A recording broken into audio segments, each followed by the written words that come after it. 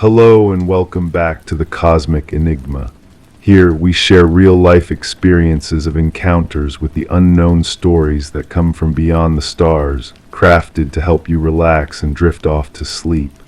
Drop a comment and let me know where you're listening from. I love seeing just how far this mystery reaches. Now find a comfortable spot, take a deep breath, and let yourself be carried away. Story 1. It was always there, a part of the evening routine, the sound of a key turning once, then twice in the apartment next door. The precise mechanical click was oddly comforting, a sign that everything was as it should be. It happened without fail every night at 10. But a few days ago there was an oddity, 3 turns instead of 2. I tried to shrug it off, convincing myself it was an anomaly. Yet yesterday I listened closely and heard only 1 turn. Tonight the key turned twice again, as if nothing had changed, but my door seems just slightly ajar. I don't remember opening it. There's a gap in my memory, clean and surgical, like someone took scissors to a film reel and cut out exactly what they needed to remove. I know something happened because my body remembers what my mind doesn't. My hands shake when I hold certain objects. The smell of new plastic makes my stomach turn. I wake up with the taste of copper in my mouth and no explanation for why. The apartment feels different now. The walls seem closer together, as if the space has contracted while I wasn't paying attention. Light falls through the windows at angles that don't match what I remember. Sometimes I catch myself staring at familiar objects, my coffee mug, the lamp in the corner, the framed photograph on the side table, as if seeing them for the first time. I've started keeping a voice recorder by my bed, not for any particular reason, just an impulse that felt necessary. This morning I found it had been running all night. The battery was nearly dead, but there was something on it. Mostly silence, the soft hum of the refrigerator, distant traffic. But around what should have been the middle of the night, there's a sound I can't identify. It's electronic, shifting in frequency like a radio searching for a signal. Behind it, barely audible, something that might be breathing. I played it back 17 times. The sound doesn't get clearer with repetition.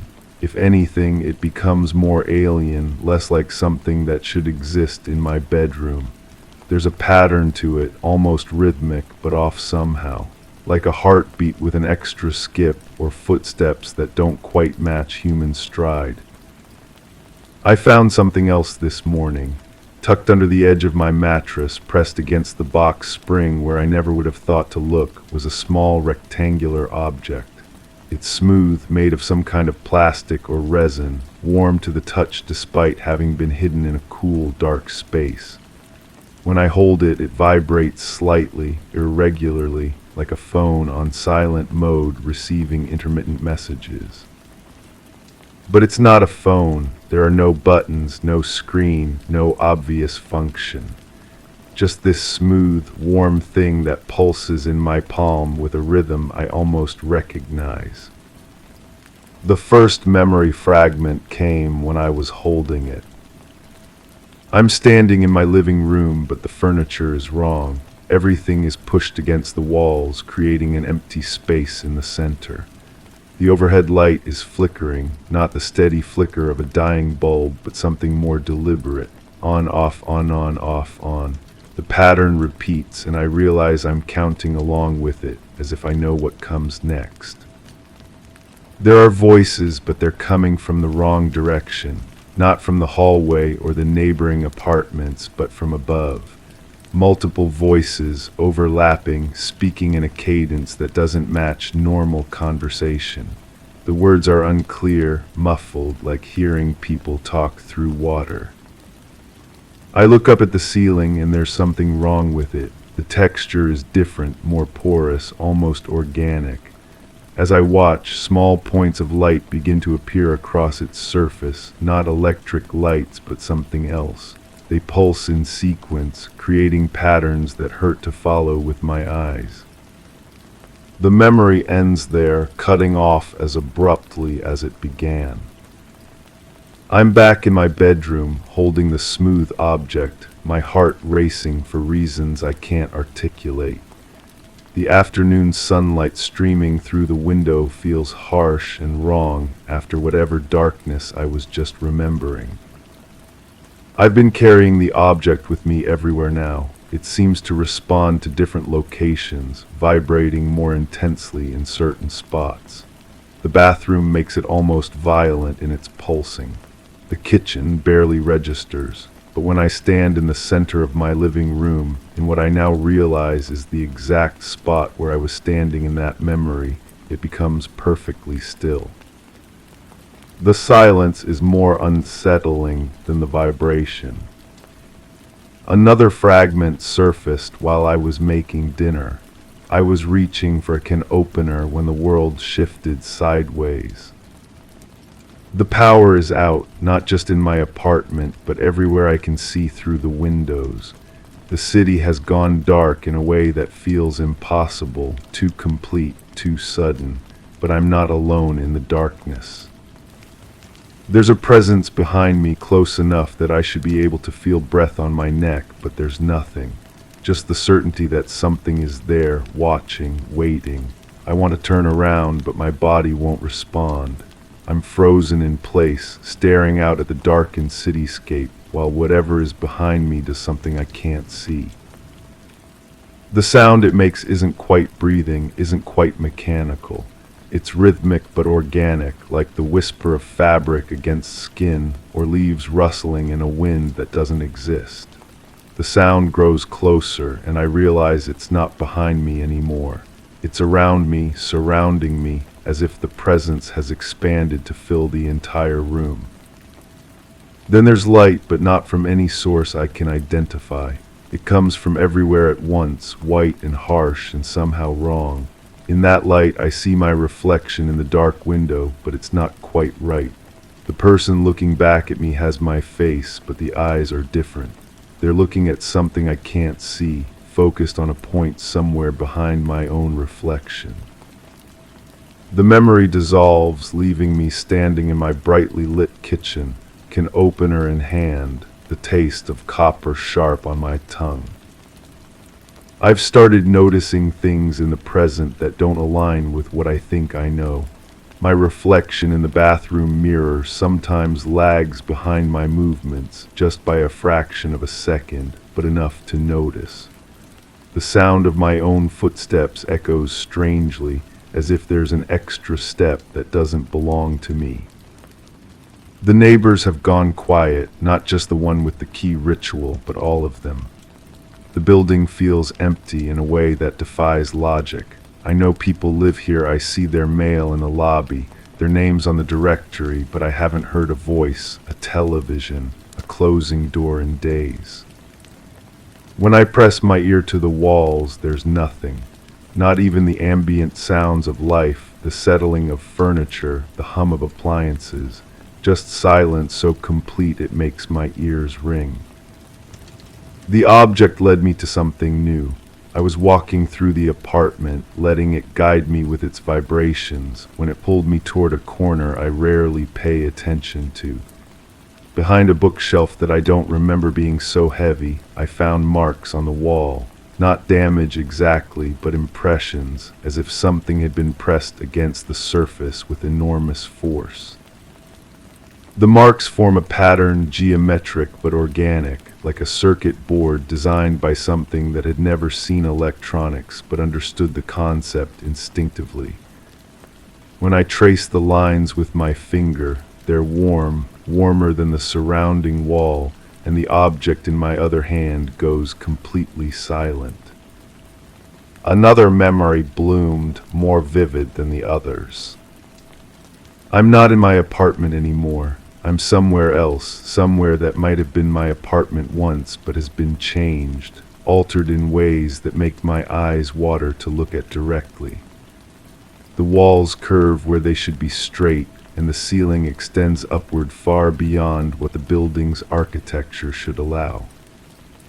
I'm not alone, there are others here, but I can't see them clearly. They exist in my peripheral vision, shapes that resolve into almost human forms when I'm not looking directly, but dissolve into something else entirely when I try to focus. They move in patterns that suggest purpose, but purpose I can't comprehend.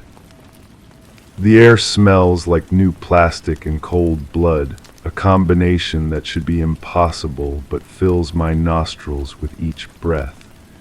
Every surface gleams with a wetness that isn't quite water, isn't quite anything I can identify.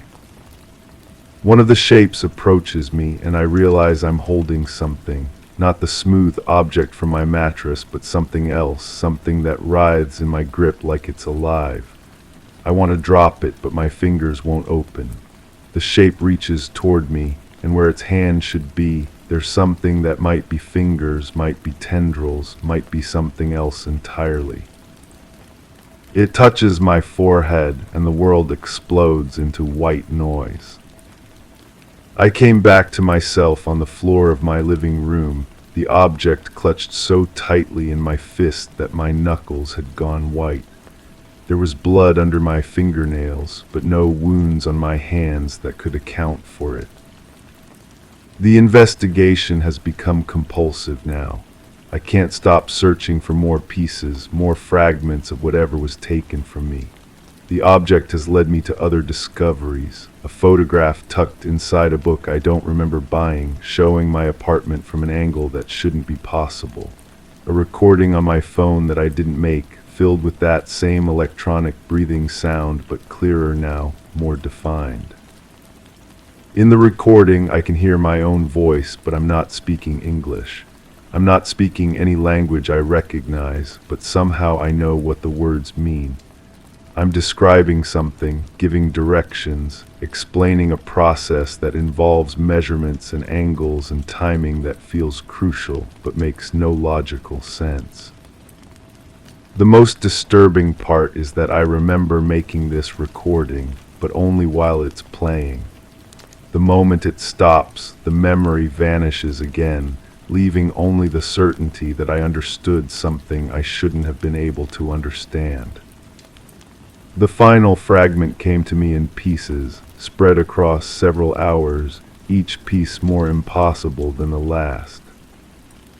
I'm back in that altered version of my apartment, but now I can see more clearly. The others aren't human, have never been human, but they're not alien in any way I can categorize. They're something else, something that exists in the spaces between definitions. They're working, all of them, on something that involves me but isn't about me. I'm a component, a necessary element in a process that extends far beyond my understanding. The thing in my hand, not the object from my mattress, but its predecessor, its prototype, is recording everything. Not just images and sounds, but something deeper. Intentions, maybe, possibilities. The one that touched my forehead before is back, and this time I can see its face. It's not a face in any conventional sense, but an arrangement of features that suggests familiarity without providing it. When it speaks, I understand perfectly, though the words don't match any language that should exist. It tells me that I've been chosen for something, but chosen isn't quite the right word. Selected, maybe. Identified. It explains that what's happening isn't happening to me, but through me, and the distinction is important in ways I can't grasp. The process requires forgetting, it says. Not everything, but specific things. Precise excisions of memory that will allow other things to take root. It shows me what will be removed, and I watch my own memories dissolve like sugar in water, leaving only the shapes they once occupied. But something goes wrong. The removal isn't complete. Fragments remain, embedded too deeply to extract without causing damage they can't afford. So they adapt, improvise, leave me with pieces that will surface gradually, safely, in an order that won't cause the kind of psychological fracturing that would make me useless to them. The object in my hand pulses once, twice, then goes still. The process is complete but incomplete.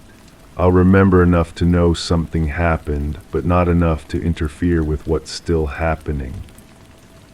As the memory fades, the one with the almost face leans close and whispers something that I understand perfectly in the moment, but lose as soon as I return to normal consciousness.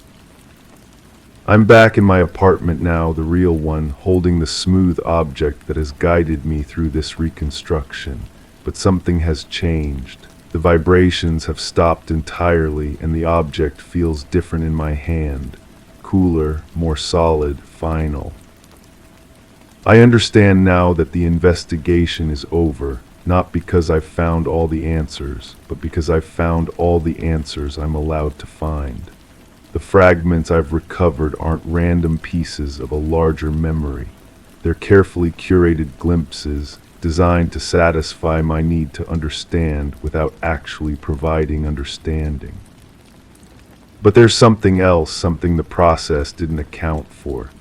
As I've been remembering, other things have been changing. The apartment continues to feel wrong, but wrong in new ways. The walls have definitely moved closer together. The light falls at angles that defy the position of the windows, and sometimes, when I'm not paying attention, I catch glimpses of movement in my peripheral vision. The key turning next door has stopped entirely, not because my neighbor has moved away, but because there is no next door anymore. When I look out my peephole, the hallway extends in both directions farther than it should, and the door that was always there is gone. I think the process isn't finished. I think what I experienced, what was done to me, was just the beginning of something larger. The fragments I've recovered aren't memories of a completed event, but previews of something still unfolding. The object in my hand pulses once faintly, as if responding to my thoughts. I realize now that I'm not investigating what happened to me. I'm discovering what's still happening to me. The removal of memories wasn't meant to hide the past, but to make room for a future that requires my ignorance to function properly. As I write this, I can feel other memories trying to surface, memories of things that haven't happened yet but will. I can sense the presence behind me again, not threatening, just waiting, patient, ready to continue what was interrupted. The smooth object grows warm in my palm, and I understand that it's not a recording device or a trigger for memories. It's a signal, a beacon, letting them know that I've remembered enough, that I'm ready for the next phase. The key turns once in a door that doesn't exist, and I realize that the sound was never coming from next door. It was always coming from inside my own apartment, from a door I can't see but somehow know is there.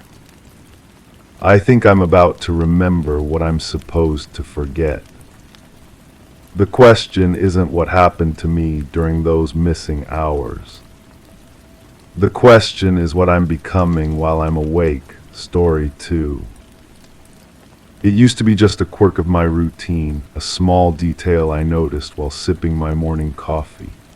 Each day, a neighbor's dog would bark precisely at 10, always in a series of 9 sharp yelps. It felt oddly comforting, a predictable part of my day. But then on Monday, there was a 10th bark. At first, I dismissed it, a fluke in the pattern.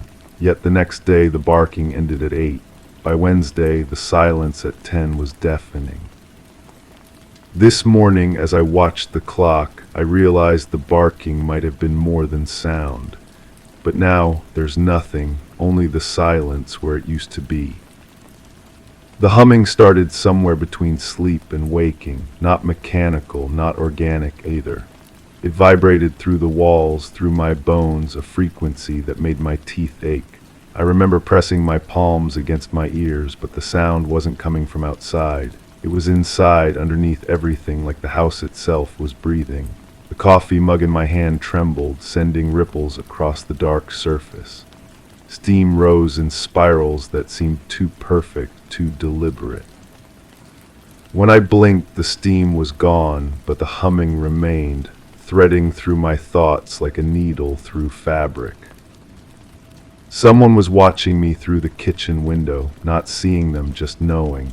The way you feel eyes on your back in an empty room. I turned, but the glass only reflected my own face, distorted and pale. Behind my reflection, the yard looked wrong, too still. Even the trees seemed to lean away from the house, as if something invisible was pushing them back. I stood there for what felt like hours, waiting for movement, for proof. My breath fogged the glass, but when it cleared, I could swear the reflection had moved before I did. Just a fraction of a second too late, like an echo trying to catch up with its source. My thoughts kept fracturing. Mid-sentence, mid-idea, they would split and scatter like marbles on a tilted floor. I would start thinking about work, about groceries, about anything normal, and then find myself somewhere else entirely. Thinking about frequencies, about patterns, about the space between sounds. These weren't my thoughts. They felt borrowed, second-hand, like wearing someone else's clothes. I caught myself counting things. 9 steps to the mailbox, 8 tiles on the bathroom floor. 7 books on the shelf. The numbers felt important, urgent, but I couldn't remember why. The light came through the ceiling. Not through a window, not from a lamp, but through solid plaster and wood as if they were made of water. It pulsed in rhythm with something I couldn't identify. My heartbeat maybe, or that persistent humming that never quite stopped. I was standing in the living room, but I don't remember walking there. The furniture cast shadows in impossible directions, bending around corners that shouldn't exist. When I reached toward the light, my hand passed through it without warmth, without resistance. Just cold, empty space where brightness should have been.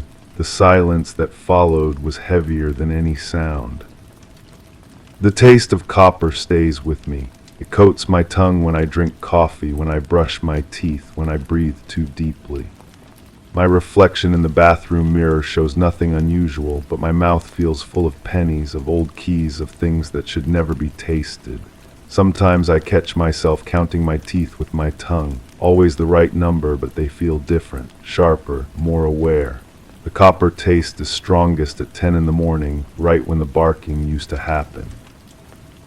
Right when the silence feels most like a presence. But maybe it wasn't light at all. Maybe it was darkness, so complete it looked bright against everything else. I was in the kitchen again, or still, time doesn't hold together the way it should. The humming had stopped, but something worse had taken its place. A pulling sensation, like gravity working sideways, drawing me toward the window where the watching feeling came from. This time when I looked, there was something looking back. Not a face, not a shape, just an awareness that recognized me. The glass between us felt thinner than paper, ready to dissolve at any moment. I stepped backward, but my reflection stepped forward. I don't try to understand anymore. Understanding feels dangerous, like staring too long at something that wasn't meant to be seen. The morning routine continues, coffee and silence, but I've stopped looking at the clock at 10. I've stopped expecting the barking to return. Some absences are louder than any sound, some patterns more important than their breaking. The copper taste has faded, but something else has taken its place. A certainty that whatever was watching has found what it was looking for. The humming returns sometimes, late at night, and I've learned not to listen too carefully. Some frequencies change you just by being heard. Some silences are not empty at all. Story 3. It was a low groan, like an old hinge protesting its own existence. The sound lingered in the room, curling around the edges of my consciousness, despite the absence of doors being opened. I stood in the kitchen, where the air felt unusually thick, almost humid, as if it had acquired the memory of a forgotten attic. The groan echoed again, pulling at some hidden thread within me, winding back through hazy recollections of dust-filled rooms and dim-lit corridors. It was the sort of noise that once accompanied secrets best left buried. As I strained to pinpoint its origin, an uneasy certainty settled over me. This was not a sound meant for now, yet its presence was undeniable. It had all begun before, on a day much like today. I couldn't believe I was about to find out why again. The taste comes first, always the taste. Copper pennies dissolving on my tongue, though I haven't touched metal in hours. My mouth fills with that sharp, electric flavor while I sit at my desk, staring at papers that blur at the edges. The words swim like they're underwater, and I realize I've been holding my breath without knowing why. There's a buzzing in the walls, not the electrical kind that you call someone to fix. This buzzing has texture, weight. It presses against my eardrums from the inside, making my teeth ache. When I touch the wall to steady myself, the plaster feels warm, almost feverish, pulsing with a rhythm that doesn't match my heartbeat. I've been losing time again. Yesterday I found myself standing in the hallway, facing the door at the end. The door that's always been there but somehow looks different now. Smaller, or maybe I've grown larger. The brass handle gleams too brightly, catching light from sources I can't identify. When I try to remember walking to that hallway, there's nothing. Just the sensation of movement, like being carried by invisible currents. The air tastes metallic here. My reflection in the bathroom mirror keeps catching me off guard, not because it looks wrong, but because it looks too right, too focused. My eyes hold an attention I don't remember giving them, as if they've been watching things while I wasn't paying attention. The pupils dilate and contract without changes in lighting, responding to stimuli I can't perceive. There were lights behind the trees. The kitchen faucet drips with perfect intervals, each drop echoing with that same groaning sound. Drip, groan, drip, groan. The rhythm hypnotizes me until I lose track of how long I've been standing there, watching water fall into the stainless steel basin. My fingers grip the counter's edge, knuckles white, though I don't remember tensing them. When I sleep, I dream of walking. Always walking down the same corridor, but the walls keep changing texture. Sometimes smooth plaster, sometimes rough brick, sometimes something that feels organic, yielding slightly under my fingertips. The hallway stretches longer each time, and that door at the end grows more distant even as I approach it. The buzzing follows me into sleep. I wake with impressions pressed into my palms as if I've been gripping something rough, but my hands are empty and the marks fade before I can examine them properly. The sheets stick to my skin with perspiration that smells faintly of ozone, that sharp scent that comes before thunderstorms. There's a frequency playing just below my hearing range. I feel it more than hear it, vibrating through my bones, making my vision shimmer at the periphery. Objects seem to breathe in my peripheral vision, expanding and contracting with that subliminal pulse. When I turn to look directly, everything appears normal, but the sensation of movement lingers. I don't remember ever coming back. The coffee mug in my hand grows warm without being near heat. The ceramic surface develops a slight texture, almost like skin, and I set it down quickly. The brown liquid inside swirls without being stirred, forming patterns that remind me of something I can't quite place. Spirals within spirals, drawing my attention deeper until I forget why I'm in the kitchen at all. My footsteps echo differently in the house now. Each step produces a secondary sound, a whisper of movement that doesn't match my gait. When I stop walking, the echo continues for just a moment longer than it should, as if something is following close behind, taking one extra step before realizing I've stopped. The door at the end of the hallway stands slightly ajar. I don't remember opening it. The gap is narrow, maybe an inch, but it draws my attention like a magnet. Through that sliver of space, there's darkness that seems thicker than ordinary shadow, not the absence of light, but the presence of something else entirely. The darkness has weight, pressing against the door from the other side. My skin tingles when I approach it. The sensation starts in my fingertips and spreads up my arms, a pins and needles feeling that's almost pleasant at first, but it intensifies as I get closer, becoming uncomfortable, then painful. By the time I'm within arm's reach of the door, my entire body feels electrified, every nerve ending firing at once. The noise didn't come from outside. I retreat to the living room, but the tingling sensation follows me. It's strongest near my spine, a crawling feeling that makes me arch my back and roll my shoulders. When I catch my reflection in the dark television screen, my silhouette seems to flicker, becoming translucent for just a moment before solidifying again. The walls pulse with that hidden frequency. If I press my ear against the plaster, I can almost hear it, a deep thrumming that might be machinery or might be something organic. The sound travels through the house's bones, vibrating up from the foundation, down from the roof, converging somewhere in the middle where I stand. Time moves strangely here now. I'll sit down to read, and when I look up, hours have passed without my awareness. The book remains open to the same page, but the words have rearranged themselves into patterns I don't remember seeing. Letters cluster together in ways that hurt to look at directly, forming shapes that suggest meaning without conveying it. The copper taste returns stronger each day. It coats my teeth, makes my saliva thick and strange. When I brush my teeth, the toothpaste foams pink, though there's no blood I can see.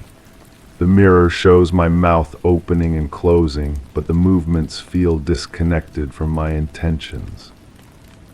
There were lights behind the trees, and they're getting closer. The hallway door opens wider each time I check, 2 inches now, maybe 3. The darkness beyond has developed texture, rippling like water but maintaining its opacity. Sometimes I think I see movement in that darkness, slow and deliberate, as if something is arranging itself just out of sight. My dreams have changed. The walking continues, but now there are other sensations. The feeling of being observed, not by eyes but by something more intimate. A presence that knows me better than I know myself, that recognizes parts of me I've forgotten. In the dreams, this feels natural, even comforting. Upon waking, the memory of that comfort disturbs me more than fear would. The buzzing has developed harmonics. What started as a single tone now contains multiples, creating chord structures that shouldn't be possible with sound alone. The harmonics shift and blend, sometimes resolving into something almost musical, other times dissolving into noise that makes my teeth ache. I find myself standing in rooms without remembering the journey. The transition from one location to another happens in the spaces between thoughts, during the microsecond gaps in consciousness that normally go unnoticed. But now those gaps are expanding, becoming noticeable absences in my experience of time. The air grows thicker each day. Breathing requires more effort, not because the air is thin, but because it's too dense, too rich. Each breath carries flavors of metal and ozone, with undertones of something organic and warm. The taste lingers long after exhaling, coating my throat with residue that water can't wash away. My shadow moves independently now, just slightly out of sync with my motions.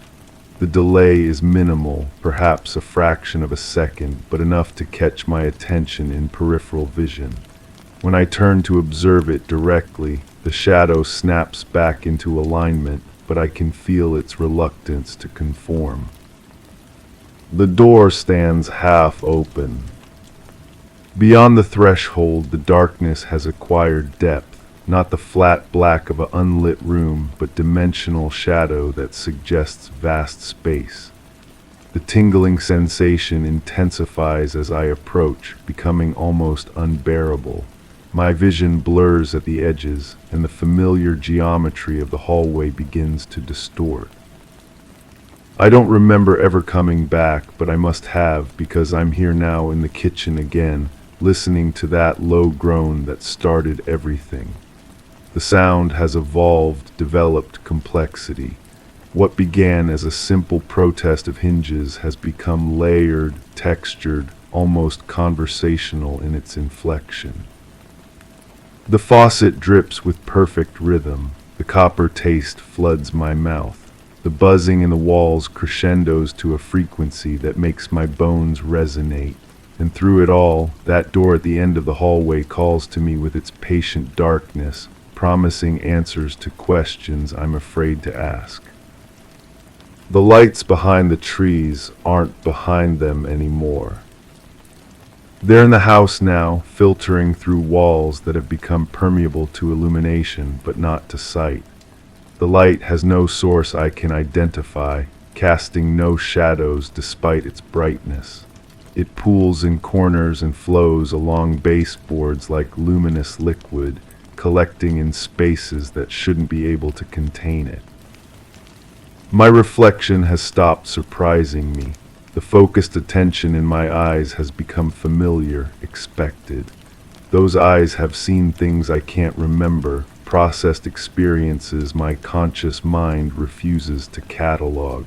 They hold knowledge that feels both foreign and intimate, as if it belongs to me but originated elsewhere. The tingling spreads beyond my skin now, penetrating deeper, affecting organs I can't name. My heartbeat synchronizes with that hidden frequency. My breathing matches the rhythm of the dripping faucet. I'm becoming part of the house's pulse, integrated into its strange circulation of energy and intention. Time collapses and expands without warning. Seconds stretch into hours of subjective experience, while hours compress into momentary flashes of awareness. The boundary between sleeping and waking has become meaningless, both states equally real, equally suspect. The door stands fully open now. The darkness beyond has become an invitation, patient and persistent. It no longer presses against the threshold, but recedes into depths that defy the house's architecture. The space beyond that door contains more volume than the structure should allow, extending into dimensions that exist parallel to but separate from normal geometry. I approach because I must, because I always have, because this moment exists outside of linear time and has been happening forever. The tingling sensation no longer feels like electricity, but like recognition, my body remembering sensations it has never experienced. The copper taste intensifies until it becomes overwhelming, flooding my senses with metallic richness. The buzzing resolves into something like music, harmonies that speak directly to my nervous system without passing through my ears. The light behind the trees and the walls, flowing through impossible spaces, converges on this moment, this threshold, this choice that isn't really a choice because it has already been made. I step forward and the darkness welcomes me like an old friend. When I come back to awareness, I'm standing in the kitchen again. The low groan echoes through the room, curling around the edges of my consciousness despite the absence of doors being opened. The air feels thick, almost humid, carrying the memory of spaces I can't quite recall.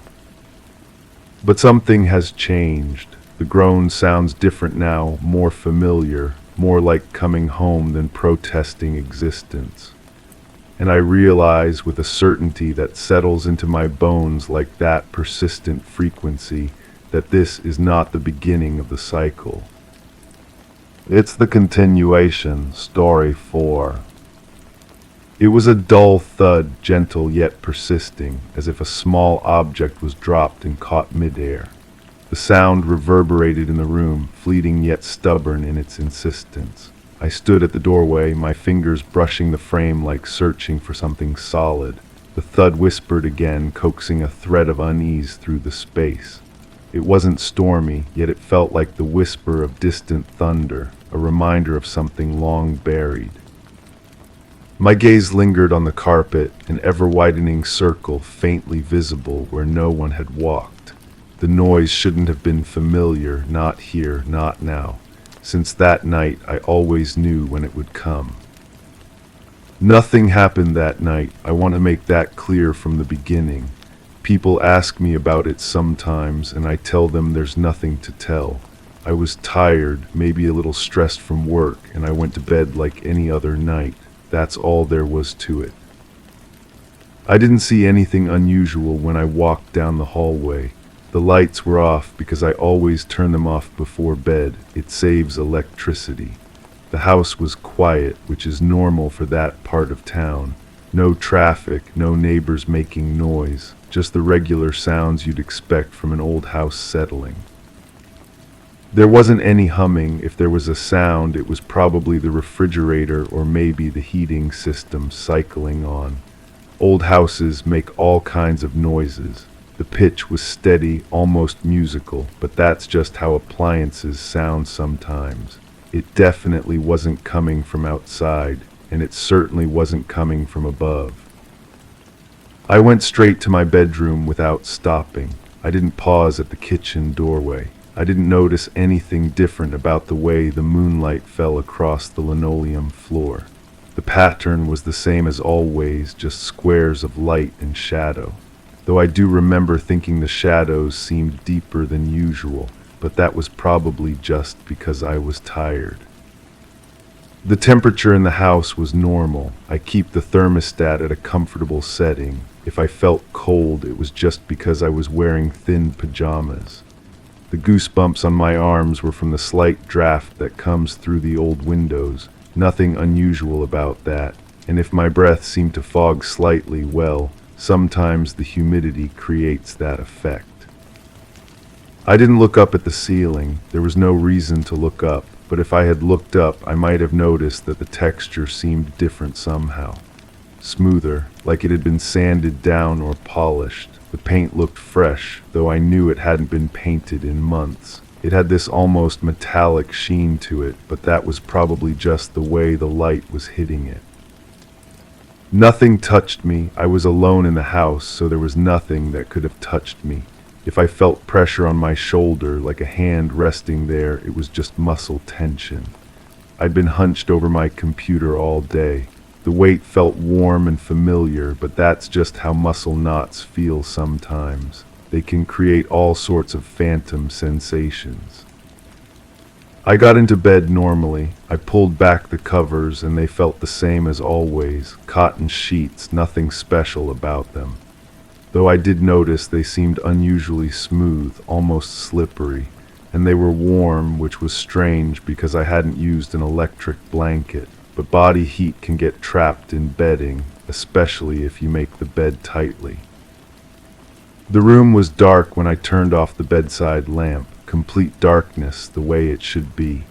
I didn't see any sort of glow emanating from the walls. If there was a faint luminescence, it was probably from the digital clock or maybe light pollution seeping through the curtains. The glow was soft, almost organic, pulsing gently like a heartbeat. But electronic devices can create that kind of ambient light. I fell asleep immediately. I'm a good sleeper, always have been. I didn't lie awake listening to sounds that shouldn't have been there. There was no rustling, no whispers, no sense of movement in the room. If I heard what sounded like fabric sliding across the floor, it was probably just the curtains moving in the air current from the heating vent. I didn't dream. I never remember my dreams anyway, so there's nothing to report there. I certainly didn't find myself standing in a room I'd never seen before, with walls that curved inward like the inside of an egg. The surfaces weren't pearl white and smooth to the touch. There wasn't a table in the center made of something that looked like metal, but felt warm and soft like skin. I didn't see anyone else there. I was alone, sleeping in my own bed. There weren't three figures standing around the table. their faces obscured by shadow despite the bright light that seemed to come from everywhere and nowhere. They didn't move with that fluid, deliberate grace that made my stomach clench with an emotion I couldn't name. Nothing was done to me. I wasn't asked to lie down on that warm, soft surface. I didn't feel those hands, if they were hands, pressing gently but firmly against my forehead, my chest, my arms. The touch wasn't electric, didn't send waves of sensation through my body that were neither pleasant nor unpleasant, just impossibly intense. I didn't hear them speaking. There were no voices, low and melodious, discussing things I couldn't understand. The language wasn't like music, with tones that seemed to bypass my ears and resonate directly in my bones. I didn't catch fragments of meaning, words about preparation and compatibility and timing. The light didn't change. There was no moment when the pearl-white glow shifted to something deeper, more golden, more alive. I didn't watch as patterns began to move across the curved walls, flowing like liquid light, forming shapes that almost made sense before dissolving back into randomness. The patterns weren't beautiful. They didn't make me want to cry without knowing why. I woke up in my own bed just like every other morning. The sheets weren't tangled around my legs like I'd been struggling. There wasn't a thin film of sweat covering my body despite the coolness of the room. My heart wasn't racing, and my hands weren't shaking as I reached for the glass of water on my nightstand. The water tasted normal, maybe a little metallic, but that's just how tap water tastes sometimes. It wasn't warm, despite having sat out all night, and it didn't seem to glow faintly in the dim morning light, like it had absorbed some kind of energy and was slowly releasing it. I got up and went about my normal routine. Shower, breakfast, getting dressed for work. Everything was exactly as it should be. I didn't notice that my reflection in the bathroom mirror looked somehow different, more vivid, like the colors had been turned up just a notch. My skin didn't have an unusual radiance to it, and my eyes weren't brighter than they'd been the day before. The house was the same as always. I didn't find anything out of place as I moved through the rooms. There were no small indentations in the carpet where something heavy had been set down. The kitchen chairs weren't pushed slightly out from the table, as if someone had been sitting in them. The front door was locked, just as I'd left it. But I did notice, as I was leaving for work, that the circle in the carpet had grown, just slightly. The fibers were pressed down in a perfect ring, wider than it had been the night before. I told myself it was just the way the light was hitting it, creating an optical illusion. Carpet can look different depending on the angle and the lighting conditions. Work was normal that day. I didn't have trouble concentrating, didn't find my mind wandering to images of curved walls and flowing light. I didn't catch myself humming that low musical tone I'd heard in what was definitely just a dream. My colleagues didn't comment that I seemed different somehow, more present, more aware. I didn't feel like I was seeing everything with new eyes. The colors weren't more saturated, the sounds weren't clearer, the textures weren't more vivid when I touched them. If I seemed more sensitive to sensory input, it was probably just because I'd had a good night's sleep for once. The day passed uneventfully. I ate lunch, attended meetings, answered emails. I didn't feel a strange anticipation building in my chest, a sense that something important was approaching. I didn't find myself looking forward to bedtime with an emotion I couldn't quite identify, something between excitement and dread. Evening came and I went through my usual routine. Dinner, television, reading. I didn't keep glancing at the ceiling, didn't notice that the texture still looked different from how I remembered it. The surface wasn't smoother, wasn't reflecting light in that subtle, metallic way. And I certainly wasn't running my fingers along the walls, feeling for something I couldn't name. When I went to bed that second night, everything was normal. The house was quiet, the temperature comfortable, the darkness complete. I didn't lie there waiting, listening for sounds that might or might not come. I didn't feel that sense of anticipation growing stronger, like a tide coming in. The humming didn't start again around midnight. If there was a sound, it was just the house settling, just the normal noises of an old building. The pitch wasn't exactly the same as the night before, musical and steady and somehow alive. It definitely wasn't coming from above, and it certainly wasn't getting closer. I didn't get up and walk to the kitchen. I stayed in bed all night, sleeping soundly. I didn't find myself standing in that doorway again, looking up at a ceiling that seemed to ripple like water. The surface wasn't moving, wasn't opening like a flower to reveal something beyond, something vast and bright and impossible. Nothing descended from that opening. There were no shapes, graceful and fluid, lowering themselves into my kitchen with that same deliberate care I'd imagined the night before. They didn't look at me with what might have been faces, didn't extend what might have been hands in a gesture that seemed welcoming rather than threatening. I didn't go with them willingly. I didn't feel that strange compulsion, that sense that this was what I'd been waiting for my entire life without knowing it. I didn't step forward into their embrace, didn't feel myself lifting off the ground with a sensation like floating in warm water. The pearl white room wasn't there again. I didn't find myself back on that table, but this time the experience was different, more intense. The figures weren't closer, weren't touching me with greater purpose and precision. I didn't feel them doing things to me, adjustments and modifications that sent waves of sensation through every nerve in my body. I didn't understand, finally, what they were preparing me for. The knowledge didn't flow into my mind like water filling a vessel, clear and complete and terrible in its implications. I didn't learn about the others, the ones who had been chosen before me, the ones who were waiting in places I couldn't imagine. The patterns on the walls didn't tell a story. They weren't showing me glimpses of what was to come, visions of a future that was both beautiful and horrifying. I didn't see myself changing, growing, becoming something more than human while still remaining fundamentally myself. When I woke up the third morning, I was definitely in my own bed. The sheets weren't soaked with sweat, and I wasn't gasping like I'd been running. My body didn't ache in strange places, and there weren't marks on my skin that looked almost like writing in a language I couldn't read. The marks faded quickly anyway. They were probably just pressure marks from sleeping in an odd position, or maybe a mild allergic reaction to the laundry detergent. They definitely weren't symbols, weren't forming patterns that seemed meaningful even though I couldn't interpret them.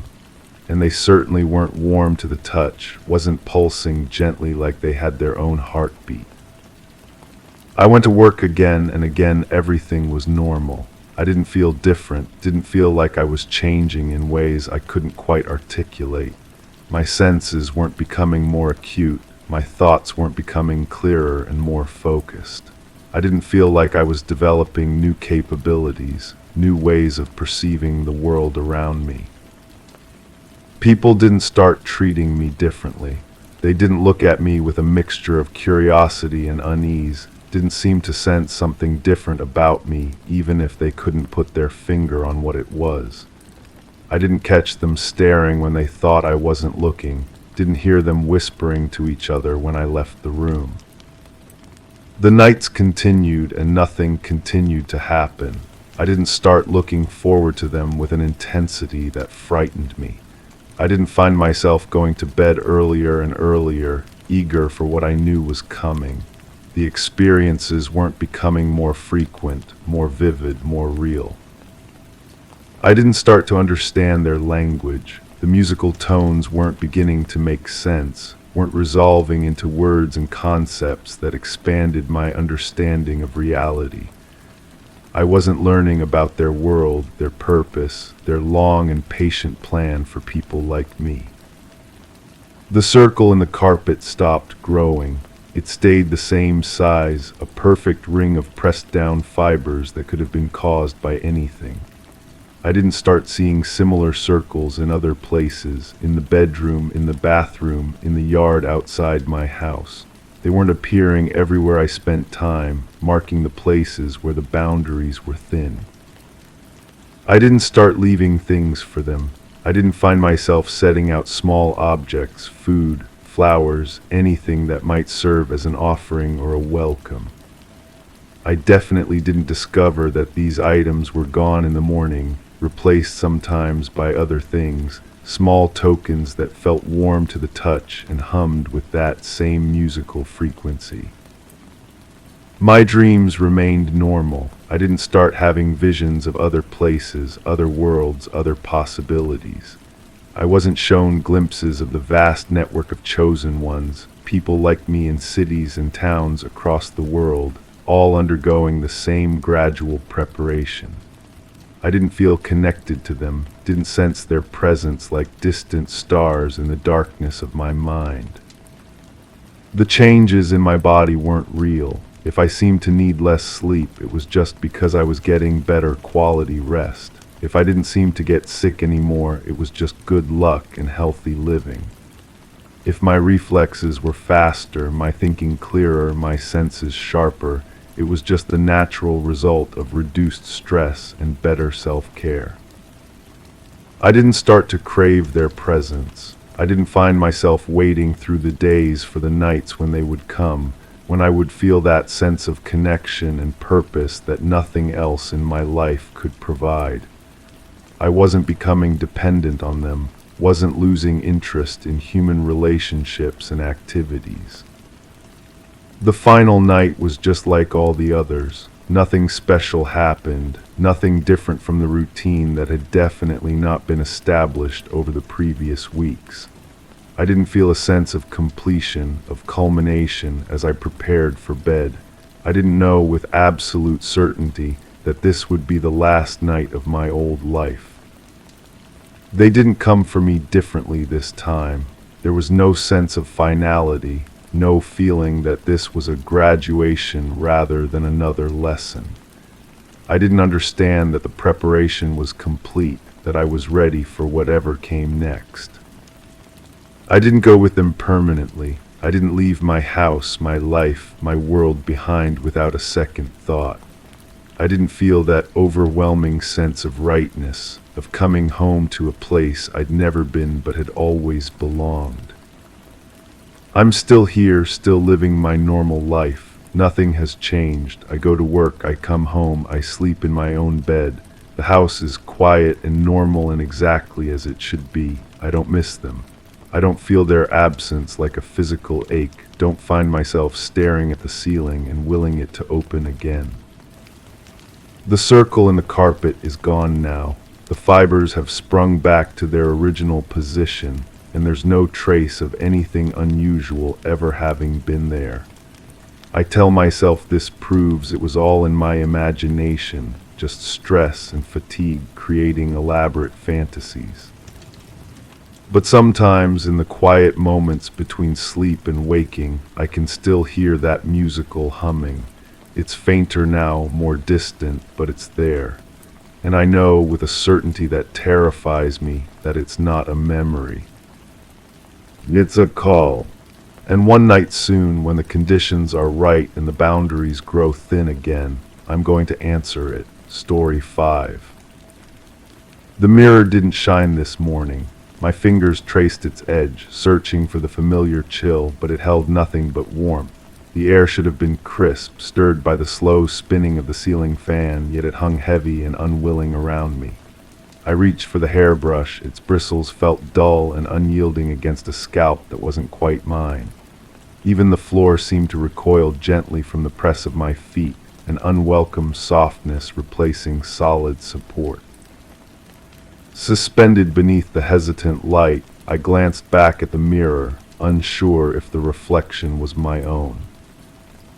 It's been 3 months now since I returned from that place, and nothing feels the same. The world seems to bend around me in ways that make my stomach turn.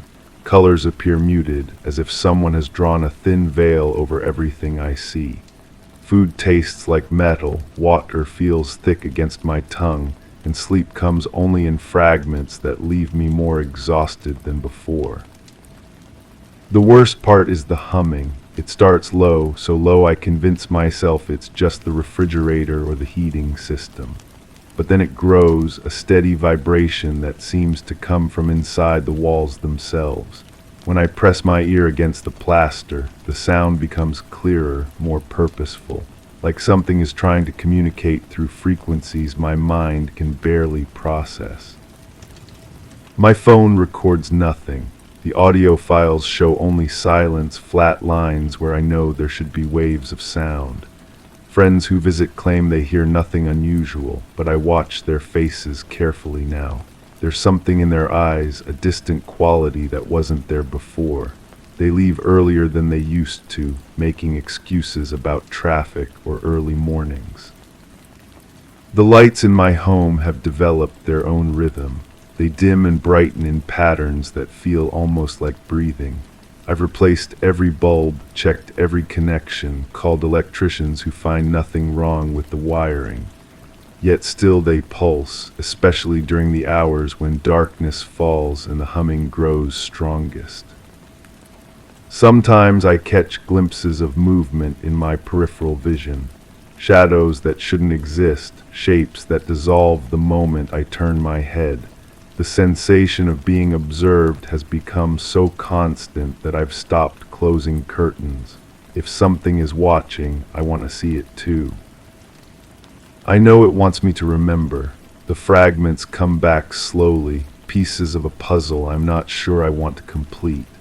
But the memories push forward anyway, dragging me back to that night when everything changed. The figure stood at the edge of the clearing, motionless against the tree line. I can see it now with perfect clarity, though at the time my mind seemed to slide away from its presence like water off glass. It wasn't tall or short, wasn't clearly human or animal. It simply was, existing in a way that made the air around it shimmer with heat distortion. I remember trying to call out to move, to do anything other than stand frozen in that terrible moment of recognition. But my voice had abandoned me, and my limbs felt heavy as stone. The figure didn't approach or retreat. It simply observed, and in that observation I felt something fundamental shift inside me. The memory ends there, cuts off like a film reel snapping, but I know now that wasn't the beginning.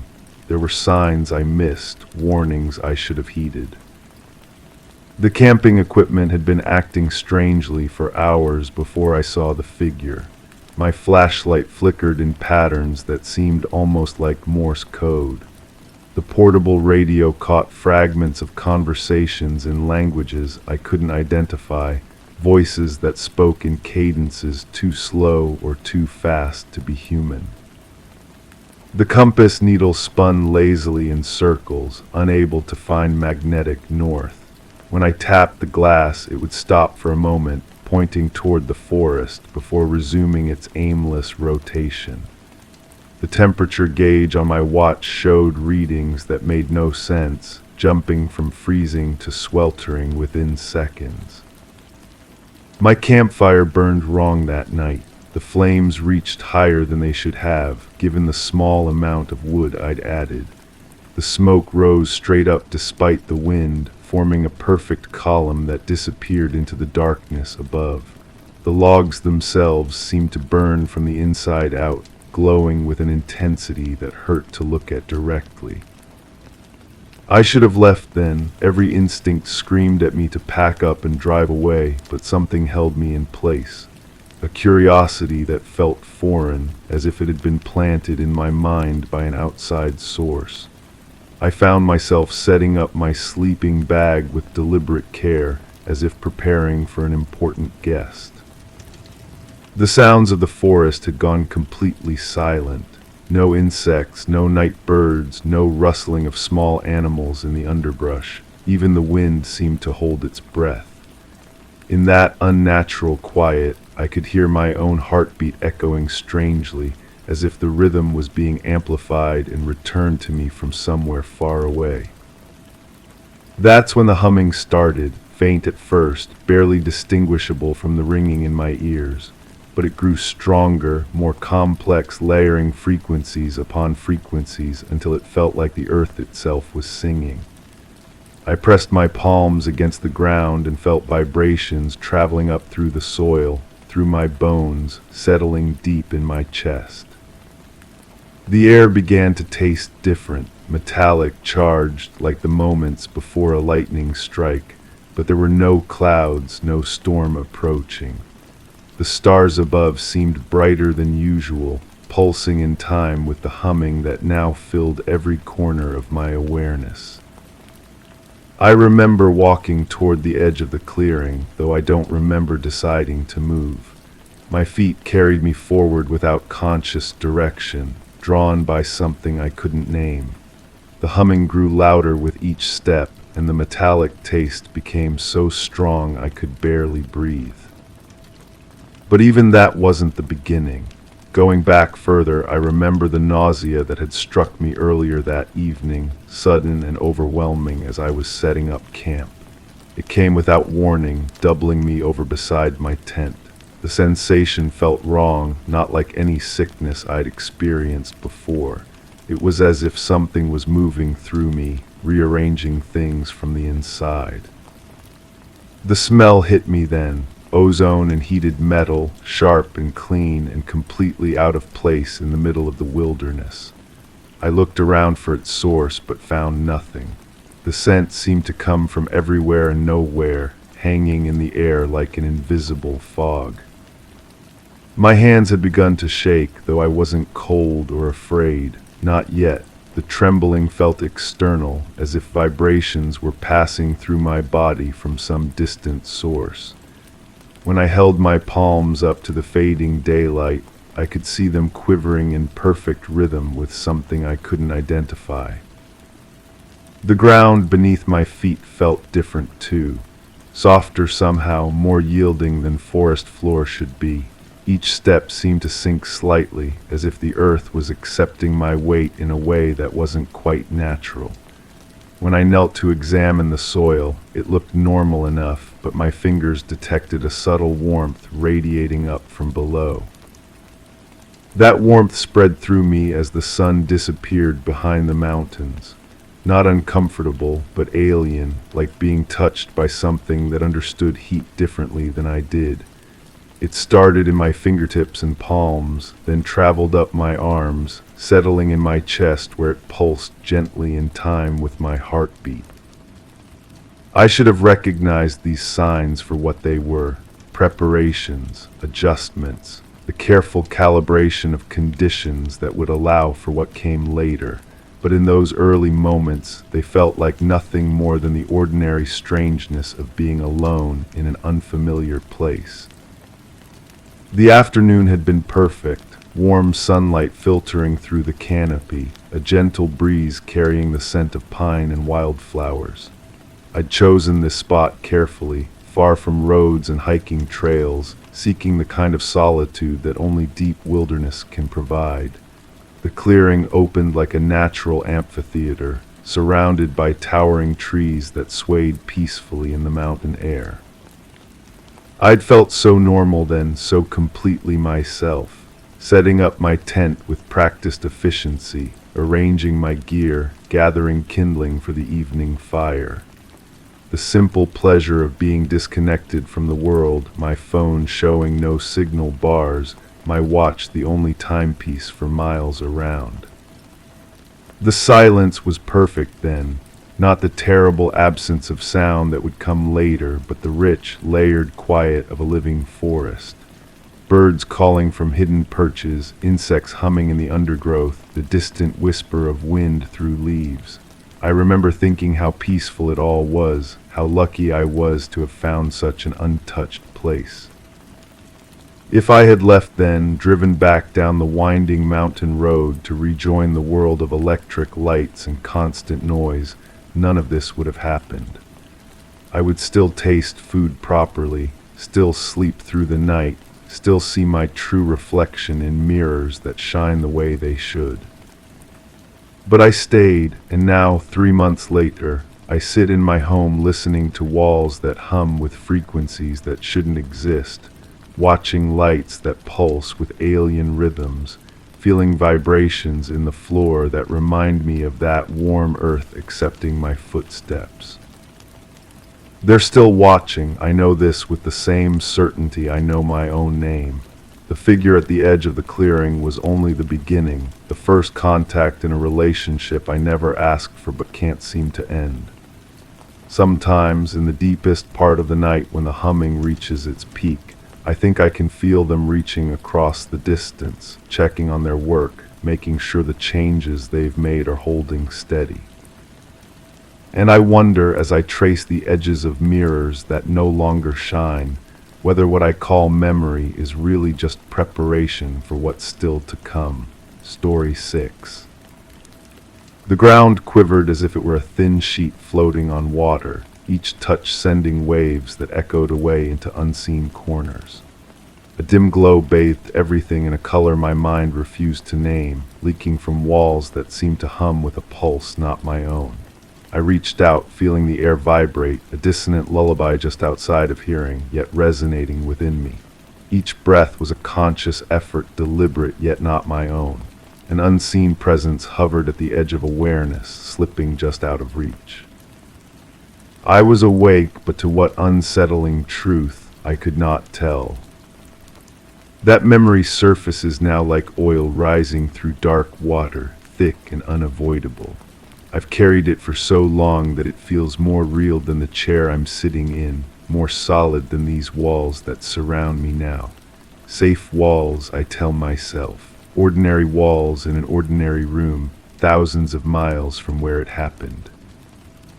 I haven't spoken about this to anyone, not the counselors, not the few friends who still call, not even the stranger at the bus stop who sometimes looks at me like they can see something broken behind my eyes. For years, I convinced myself that silence would make it fade, that distance would dilute the memory until it became just another bad dream.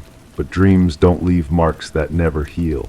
Dreams don't follow you across continents, whispering in frequencies only you can hear. My voice feels rusty as I speak these words into this recorder. Maybe that's fitting. Maybe some stories are meant to scrape against your throat on their way out, leaving you raw and exposed. I'm ready now, I think, or maybe I'm just tired of carrying this alone. It started during what should have been the most ordinary summer of my life. I was house-sitting for someone I barely knew, a friend of a friend who needed someone reliable to watch their place while they traveled. The house sat at the end of a quiet street, surrounded by tall trees that filtered the sunlight into soft, dancing patterns. It was peaceful, the kind of place where you could hear your own thoughts clearly for the first time in years. The first few weeks passed without incident. I fell into a comfortable routine, morning coffee on the back porch, afternoons reading in the living room, evenings watching the sunset through the kitchen window. The house was well appointed but not flashy, filled with the kind of furniture that suggested comfort over style. Everything worked perfectly. The refrigerator hummed quietly.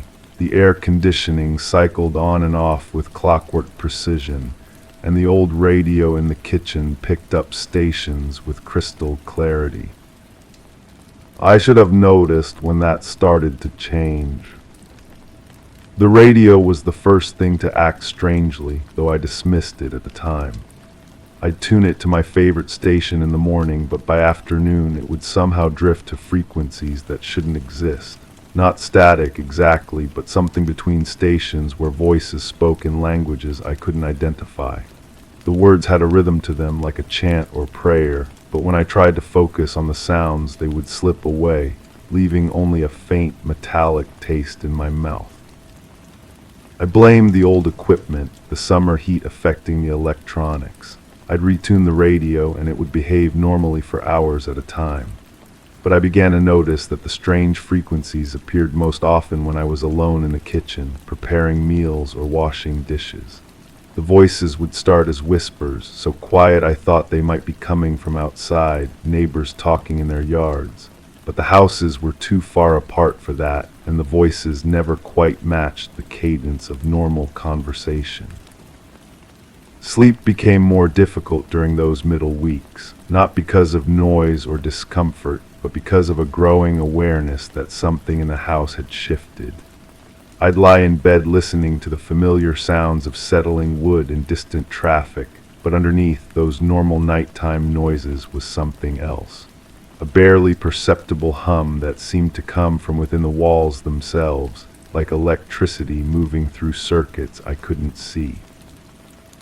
The hum had a quality that made my skin crawl. It wasn't constant but would fade in and out like breathing, and sometimes I could swear it was responding to my own movements. When I'd turn over in bed, it would pause for just a moment before resuming at a slightly different pitch. When I'd get up to use the bathroom, it would follow me through the house, always just at the edge of hearing, always just strange enough to make me question whether I was imagining it. I started staying up later, reading or watching television until exhaustion forced me to sleep. But even then, my dreams were filled with that sound, and I'd wake with the sensation that I'd been listening to something important, something I needed to understand but couldn't quite grasp. The lights began to behave strangely around the same time. At first it was subtle, a flicker when I'd enter a room, a slight dimming when I'd sit down to read. I checked the bulbs, tested the switches, even looked at the electrical panel in the basement. Everything appeared normal, but the irregularities continued. More troubling was the way the light seemed to anticipate my movements. I'd walk toward a dark room, and the overhead fixture would flicker once, as if preparing to illuminate my arrival. One evening, while washing dishes, I noticed my reflection in the kitchen window behaving oddly. The movement was slightly delayed, as if the image was taking a fraction of a second longer to respond to my actions. I raised my hand, and my reflection followed a beat behind. I turned my head, and the reflected motion lagged just enough to be noticeable. I stepped closer to the window, studying my own face in the glass, and for just a moment I could have sworn my reflection was looking at something behind me, something I couldn't see when I turned around. I began to feel watched, not by human eyes, but by something more persistent and patient. The sensation was strongest in rooms with mirrors or reflective surfaces. The bathroom became particularly uncomfortable, and I started avoiding looking directly into the mirror while brushing my teeth or washing my face. When I did catch glimpses of my reflection, there was often a strange quality to the light, as if it was coming from a source that didn't exist in the real room.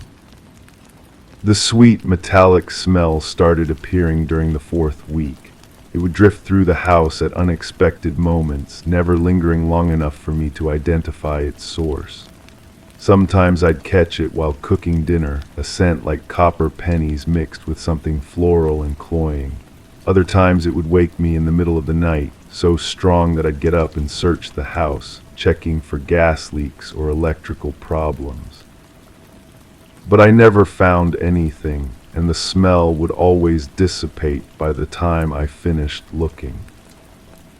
I began to rationalize these experiences, creating explanations that let me continue my routine without confronting what might actually be happening. The radio was old and picking up interference from nearby electronics. The lights were responding to fluctuations in the power grid. The smells were coming from outside, carried by wind patterns I didn't understand. My reflection was distorted by imperfections in the glass, and the sensation of being watched was just the natural result of spending too much time alone. But even as I constructed these logical explanations, a deeper part of my mind was keeping track of the patterns. The strange occurrences were becoming more frequent and more intense. The voices on the radio were getting clearer, though still incomprehensible. The lights were flickering in sequences that seemed almost like Morse code. The metallic smell was lasting longer and appearing in rooms where it had never been before. I started documenting everything in a notebook, telling myself it was just to identify the source of the problems. But as I wrote down the times and locations of each strange event, I began to see connections that made my hands shake. The occurrences were clustering around specific times of day, always when I was alone, and usually when I was engaged in routine activities. They were also intensifying in a way that suggested progression, as if something was gradually becoming stronger or more confident. The key moment came on a Tuesday evening while I was reading in the living room. The sun had set, and I had only the lamp beside my chair for illumination. I was deep in a book when I became aware of a presence in the room with me. Not a sound or movement, but a distinct sense that the space had changed, that I was no longer alone. I looked up from my book and saw something that still makes my chest tighten when I remember it. The air in the center of the room was different, thicker somehow, and it was moving in a way that had nothing to do with air conditioning or ventilation. It was swirling slowly, like water disturbed by something passing through it, and within that disturbance, I could see shapes that almost formed patterns before dissolving back into transparency. The hum in the walls grew louder, more insistent, and I realized it had been building for minutes without my conscious awareness. The sound was coming from multiple directions now, not just the walls but the floor and ceiling as well, creating a three-dimensional web of vibration that made my teeth ache. The lamp beside me flickered in rhythm with the sound, casting shifting shadows that moved independently of any light source I could identify. I tried to stand, but my legs felt heavy, as if the air itself had become viscous. The sweet metallic smell flooded the room, so strong now that I could taste it coating the inside of my mouth. And through it all, the presence in the center of the room grew more defined, more intentional, until I could no longer pretend it was a trick of light or imagination. Something was there with me, something that had been watching and waiting and gradually making itself known. I could feel its attention like pressure against my skin, and I understood with absolute clarity that it had been studying me for weeks, learning my routines, my vulnerabilities, my fears. I don't remember leaving the room. One moment I was frozen in that chair, paralyzed by the certainty of being observed by something that shouldn't exist, and the next I was standing in the driveway beside my car, keys in my hand, heart hammering against my ribs. The house looked normal from the outside, warm light glowing from the windows, nothing to suggest the impossibility I just witnessed. But I couldn't go back inside. Every instinct I possessed was screaming at me to leave, to put distance between myself and whatever had been sharing that space with me. I threw my essential belongings into the car and drove through the night, not stopping until I reached the next city. I called the homeowner the next morning and made up a story about a family emergency that required my immediate departure. I never went back. I never even drove down that street again. But leaving the house didn't end it. The experiences followed me subtly at first, then with increasing boldness. The hum appeared in my new apartment, softer but unmistakably the same frequency. Mirrors continued to reflect images that lagged behind reality. The metallic smell would drift through rooms where I spent time alone, and I began to feel that familiar pressure of being observed. My sleep became fractured, filled with dreams of that swirling presence in the living room, but now it was larger, more complex, reaching out with tendrils of disturbed air that touched everything in my life. I'd wake with the taste of metal in my mouth and the sensation that something had been whispering to me in languages that bypassed my conscious mind and spoke directly to deeper, more primitive parts of my brain. Electronics around me began to malfunction in ways that technicians couldn't explain. My phone would display text messages I hadn't received, always in those same rhythmic patterns I'd heard on the radio. My computer would open files I hadn't created, filled with symbols that hurt to look at directly. Even simple devices like alarm clocks and microwaves would operate according to schedules I hadn't programmed, as if something was using them to maintain a presence in my daily life. The most disturbing changes were physical. I developed a persistent sensitivity to certain frequencies of sound and light. Fluorescent bulbs would make me nauseous, and the high-pitched whine of older televisions would trigger episodes of vertigo that lasted for hours. My skin would break out in goosebumps at random moments, usually when I was near electronic devices, as if my body was responding to signals I couldn't consciously detect. I moved several more times, always hoping that distance would break whatever connection had been established in that house. But each new location would gradually develop the same characteristics: the hum in the walls, the delayed reflections, the sweet metallic smell that appeared whenever I was alone. It was as if something had imprinted itself on me during that evening in the living room, marking me in a way that couldn't be washed off or left behind. Friends began to avoid me, though they couldn't articulate why.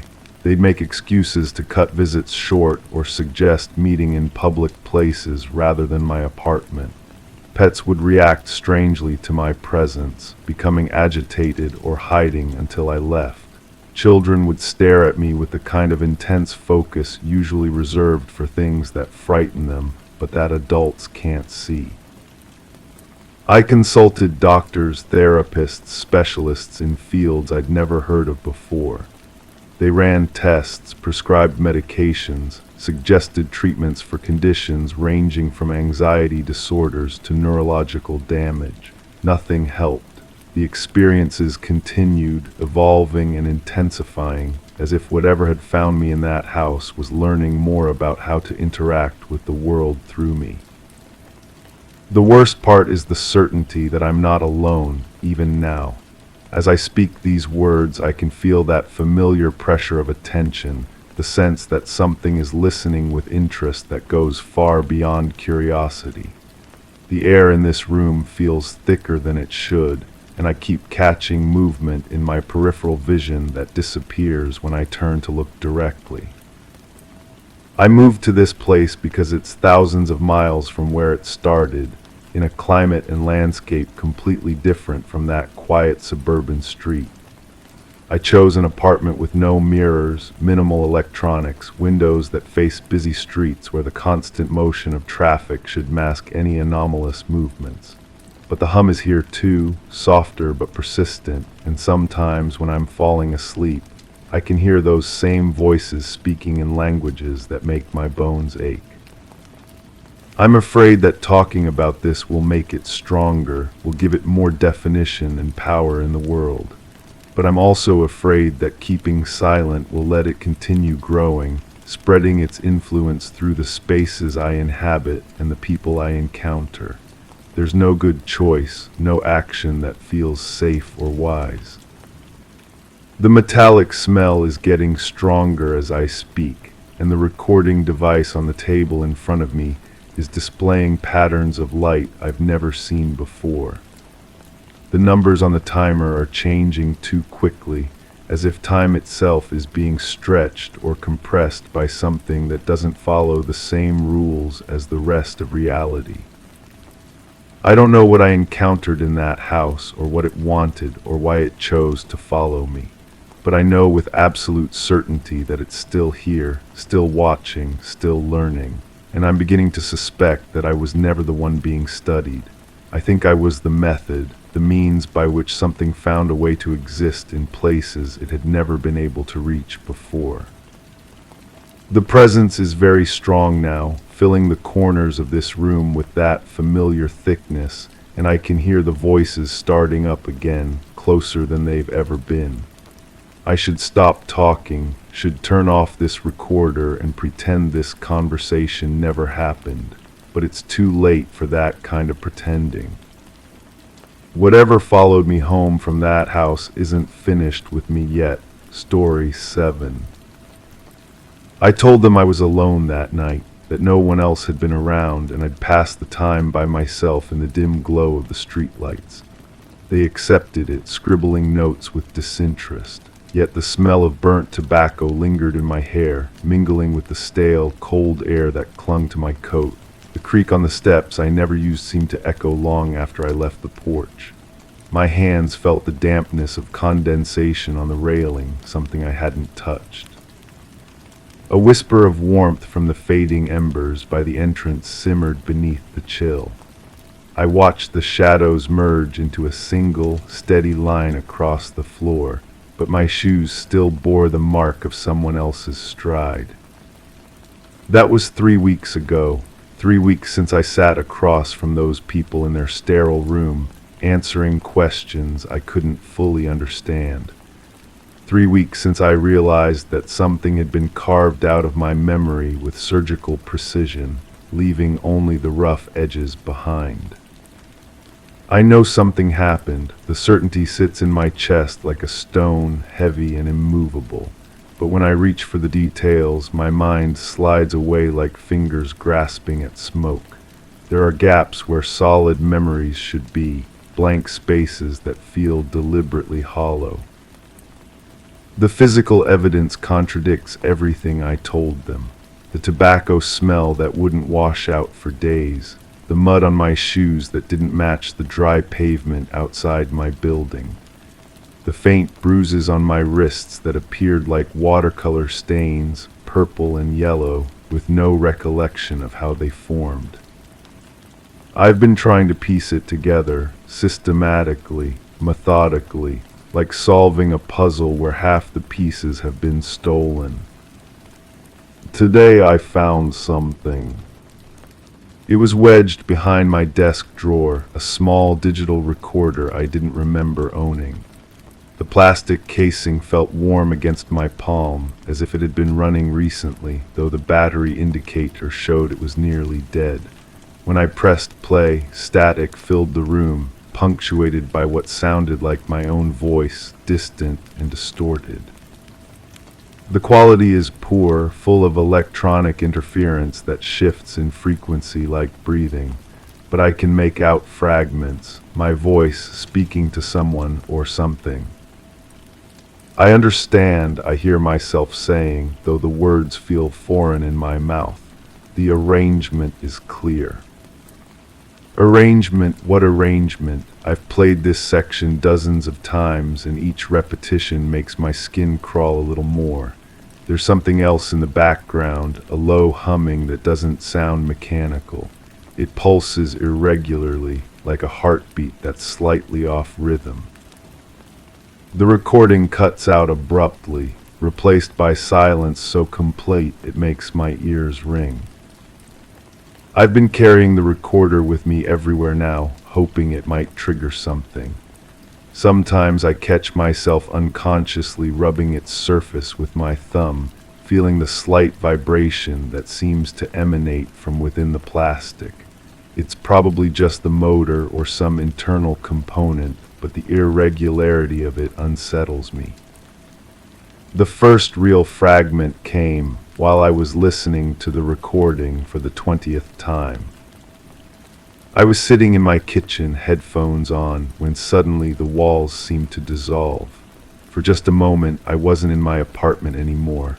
I was somewhere else, somewhere darker, where voices moved through the air like liquid. They weren't speaking any language I recognized, yet somehow I understood every word. The memory lasted maybe 3 seconds before snapping back to reality, leaving me gasping in my chair. But in those 3 seconds, I remembered the feeling of being watched by something that wasn't quite there. The sensation of light moving in patterns that hurt to look at, directly white flashes that seemed to burn themselves into my retinas even when I closed my eyes. I started keeping a notebook after that, writing down every fragment as it surfaced. The entries are erratic, sometimes just single words or phrases that felt important in the moment. The sound of glass breaking, but no glass on the floor. Breathing that wasn't mine. The taste of copper pennies. Something behind me, always behind me. Reading them back now, they feel like messages from a stranger, but the handwriting is definitely mine, even if I don't remember forming the letters. The second fragment was stronger, more visceral. I was washing dishes when the lights went out, not just in my apartment, but everywhere I could see through the window. The entire block plunged into darkness so complete it felt solid, but instead of the familiar panic of a power outage, I felt a strange sense of recognition, as if this had happened before. In the darkness, I heard footsteps, not from the hallway or the apartment above, but from somewhere impossible. They seemed to come from inside the walls themselves, a steady rhythm that matched my heartbeat exactly. Step, pause, getting closer. Then I remembered standing in a different darkness, in a place that smelled like new plastic and something else, something organic and cold. I remembered reaching out and touching what felt like a wall, but when my fingers made contact, the surface yielded like skin. The power came back on and I was standing at my sink again, hands still in the soapy water. But the water had turned ice cold and there was a handprint on the window that wasn't mine. The fingers were too long, the palm too narrow. I took a picture of it with my phone, but when I looked at the image, the handprint had vanished. The window was clean, unmarked, yet I could still see the impression in the condensation, faint but undeniable. That's when I started noticing the other inconsistencies. My reflection in the bathroom mirror sometimes moves a fraction of a second too late, as if it's struggling to keep up. The sound of my own footsteps occasionally echoes from the wrong direction. Food tastes different, like my taste buds have been rewired to detect flavors that shouldn't exist. I hear sounds that no one else seems to notice, a low-frequency hum that emanates from electronic devices, static from radios that aren't turned on, the faint sound of voices speaking in that liquid language from my memory, coming from air vents and electrical outlets. The notebook is filling up with observations that read like the journal of someone losing their mind. But I'm not losing my mind. Something is trying to make me think I am. The third fragment came while I was examining the recorder under a magnifying glass, looking for any identifying marks or serial numbers. The plastic seemed to shift and flow under the lens, and suddenly I was somewhere else entirely. I was sitting in a chair that wasn't quite a chair, in a room that wasn't quite a room. The walls curved in ways that made my eyes water, and the ceiling seemed to be both infinitely high and uncomfortably low at the same time. There were others present, though I couldn't see them clearly. They moved at the edges of my vision like shadows cast by invisible objects. One of them was speaking to me in that liquid language, and I was responding, not just understanding, but participating in the conversation with fluency that felt ancient and natural. We were discussing something important, something that required my consent. The process is irreversible, I heard myself saying, but the benefits are substantial. Process? What process? The memory fragment dissolved before I could grasp more, leaving me back at my kitchen table with the magnifying glass still in my hand. But now I could see something etched into the plastic of the recorder, symbols that hadn't been there before, or that I simply hadn't been able to perceive until now. They looked almost like letters, but from no alphabet I'd ever seen. When I traced them with my finger, they felt warm, and the recorder's irregular vibration intensified. I tried to sketch the symbols in my notebook, but my hand kept drawing different shapes than what my eyes were seeing. The disconnect was maddening. It was like trying to remember a dream while someone was actively erasing it from my mind. That night I dreamed of the place with the curved walls, but it wasn't really a dream because I was awake. I could feel my body lying in bed, could hear the familiar sounds of my apartment building settling for the night. Yet simultaneously, I was in that other space, participating in conversations I couldn't quite retain. When morning came, I found new entries in my notebook, written in my handwriting, but in that impossible script. The symbols seemed to writhe on the page when I wasn't looking directly at them. I've started to suspect that the gaps in my memory aren't gaps at all. They're locked rooms, and something is slowly handing me the keys. The fourth fragment revealed itself while I was playing the recording backward. I don't know why I thought to try this, but the impulse felt urgent, necessary. When I reversed the audio, new patterns emerged from the static. Hidden voices speaking in reverse, but somehow more comprehensible than the forward version. The integration is proceeding as planned, my backward voice said. The subject remains cooperative. Subject, I was the subject, but subject of what? As the reversed audio played, I found myself back in that impossible room, but this time I could see more clearly. The others weren't shadows. They were there, solid and present, but my mind kept refusing to process their appearance. Every time I tried to focus on one of them, my vision would slide away like oil on water. But I could see myself, sitting in that not-quite chair, speaking with calm authority about procedures and timelines and something called the adjustment period. I watched myself nod in agreement to terms I couldn't hear, saw my own hands sign documents that weren't quite documents. The most disturbing part was how natural it all seemed, how comfortable I appeared to be in that space, how familiar the routine felt. This wasn't my first visit, it wasn't even my 10th. When the memory fragment ended, I was back in my apartment, but something had changed. The recorder was warm to the touch now, almost hot, and when I looked at my reflection in its glossy surface, my eyes were different, not a different color, but a different depth, like looking into water instead of looking at a solid surface. I tried to call anyone, to have a normal conversation and ground myself in reality, but when I picked up my phone, I realized I couldn't remember anyone's number. Not my family, not my friends, not even my workplace. The contacts list was there, full of names and numbers, but they felt like props in a play I was no longer sure I was acting in or watching. The fifth fragment came without warning, triggered by nothing more than the sound of rain against my window. Suddenly I was standing in a place that might have been a laboratory or might have been something else entirely. The walls were lined with equipment that looked almost familiar, like medical devices viewed through frosted glass. And there were others there, people like me, sitting in chairs similar to the one I remembered. We were all connected to something, thin wires or tubes that disappeared into our skin without leaving marks.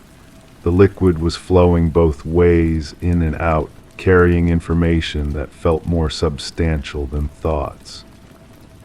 I could hear conversations happening on multiple levels simultaneously, spoken words in that flowing language, but also direct transfers of meaning that bypassed language entirely.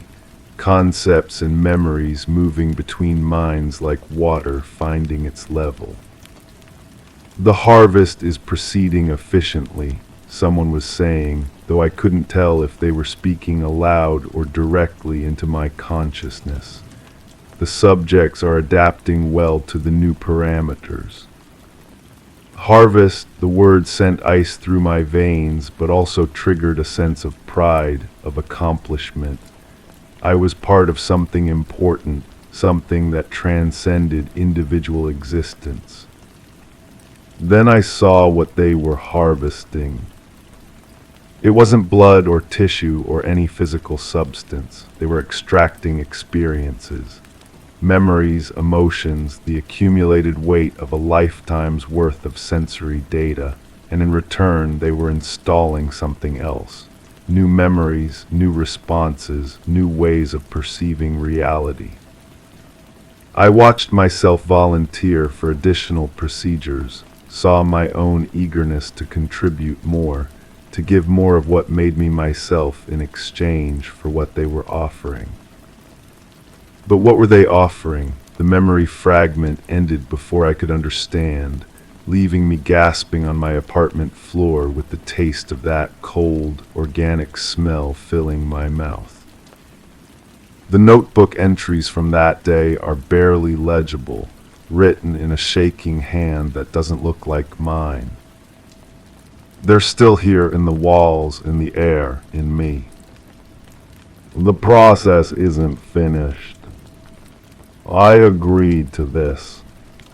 That last line is the most disturbing, not because I don't remember agreeing, but because part of me still wants to.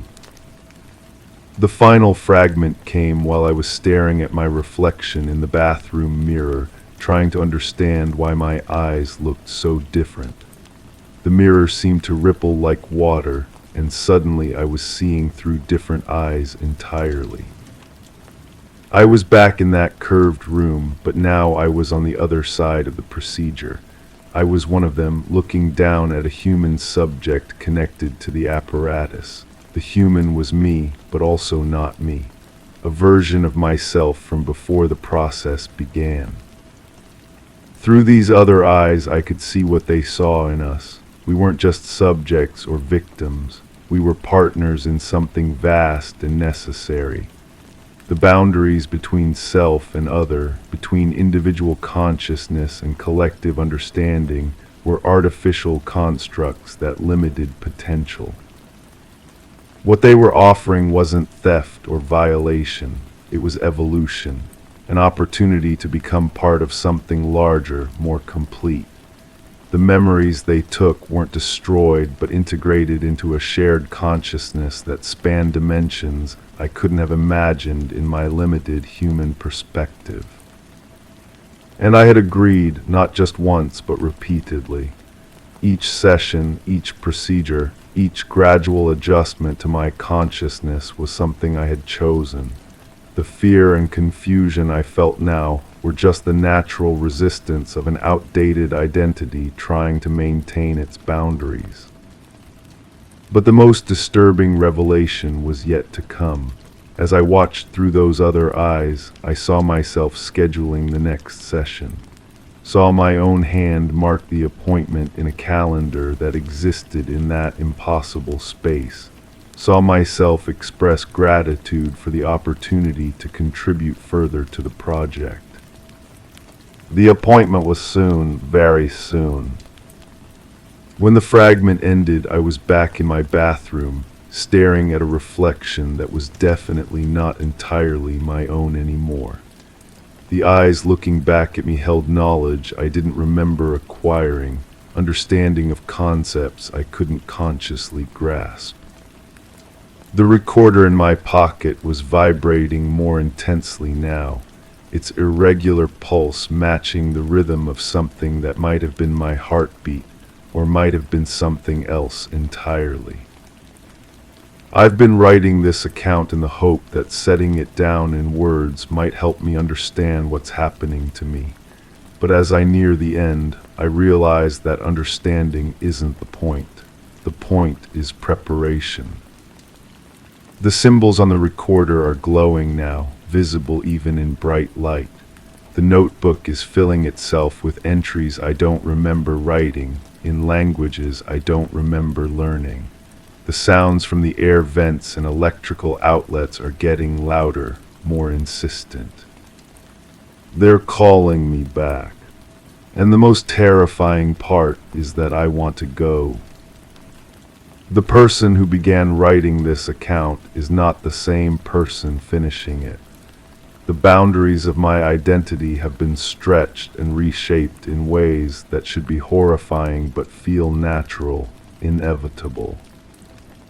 I can hear them now, speaking in harmonies that bypass my ears and resonate directly in my bones.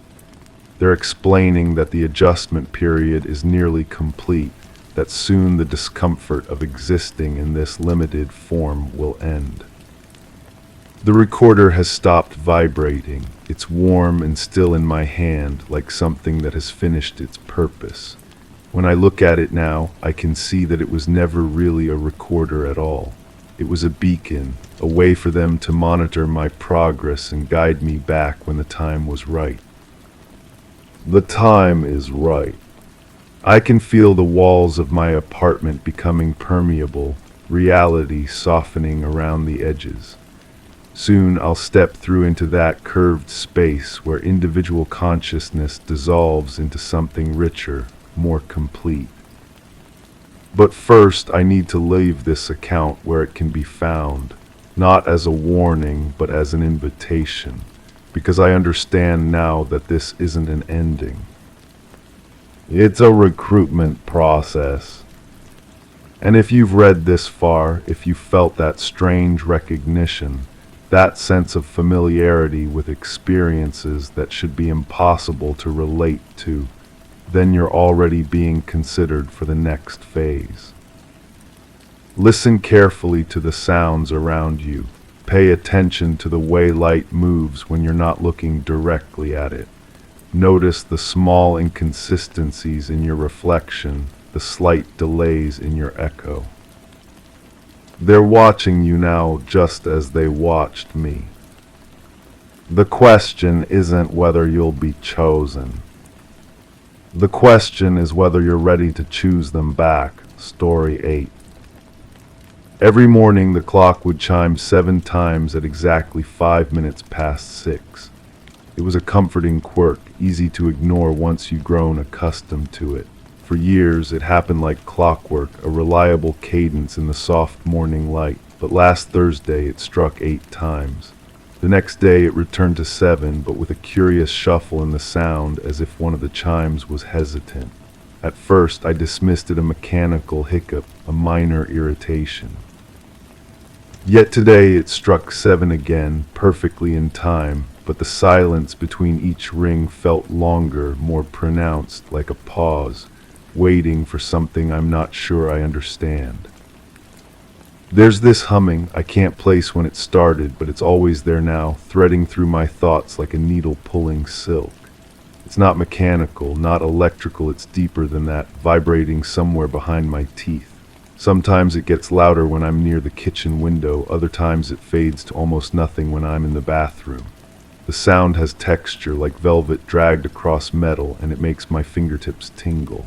I've checked every appliance, every wire, every pipe. Nothing. But the humming continues, patient and persistent, as if it's waiting for me to remember where I first heard it. Someone was watching me sleep.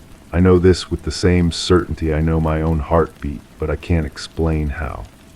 The feeling clings to my skin like humidity, that heavy awareness of being observed.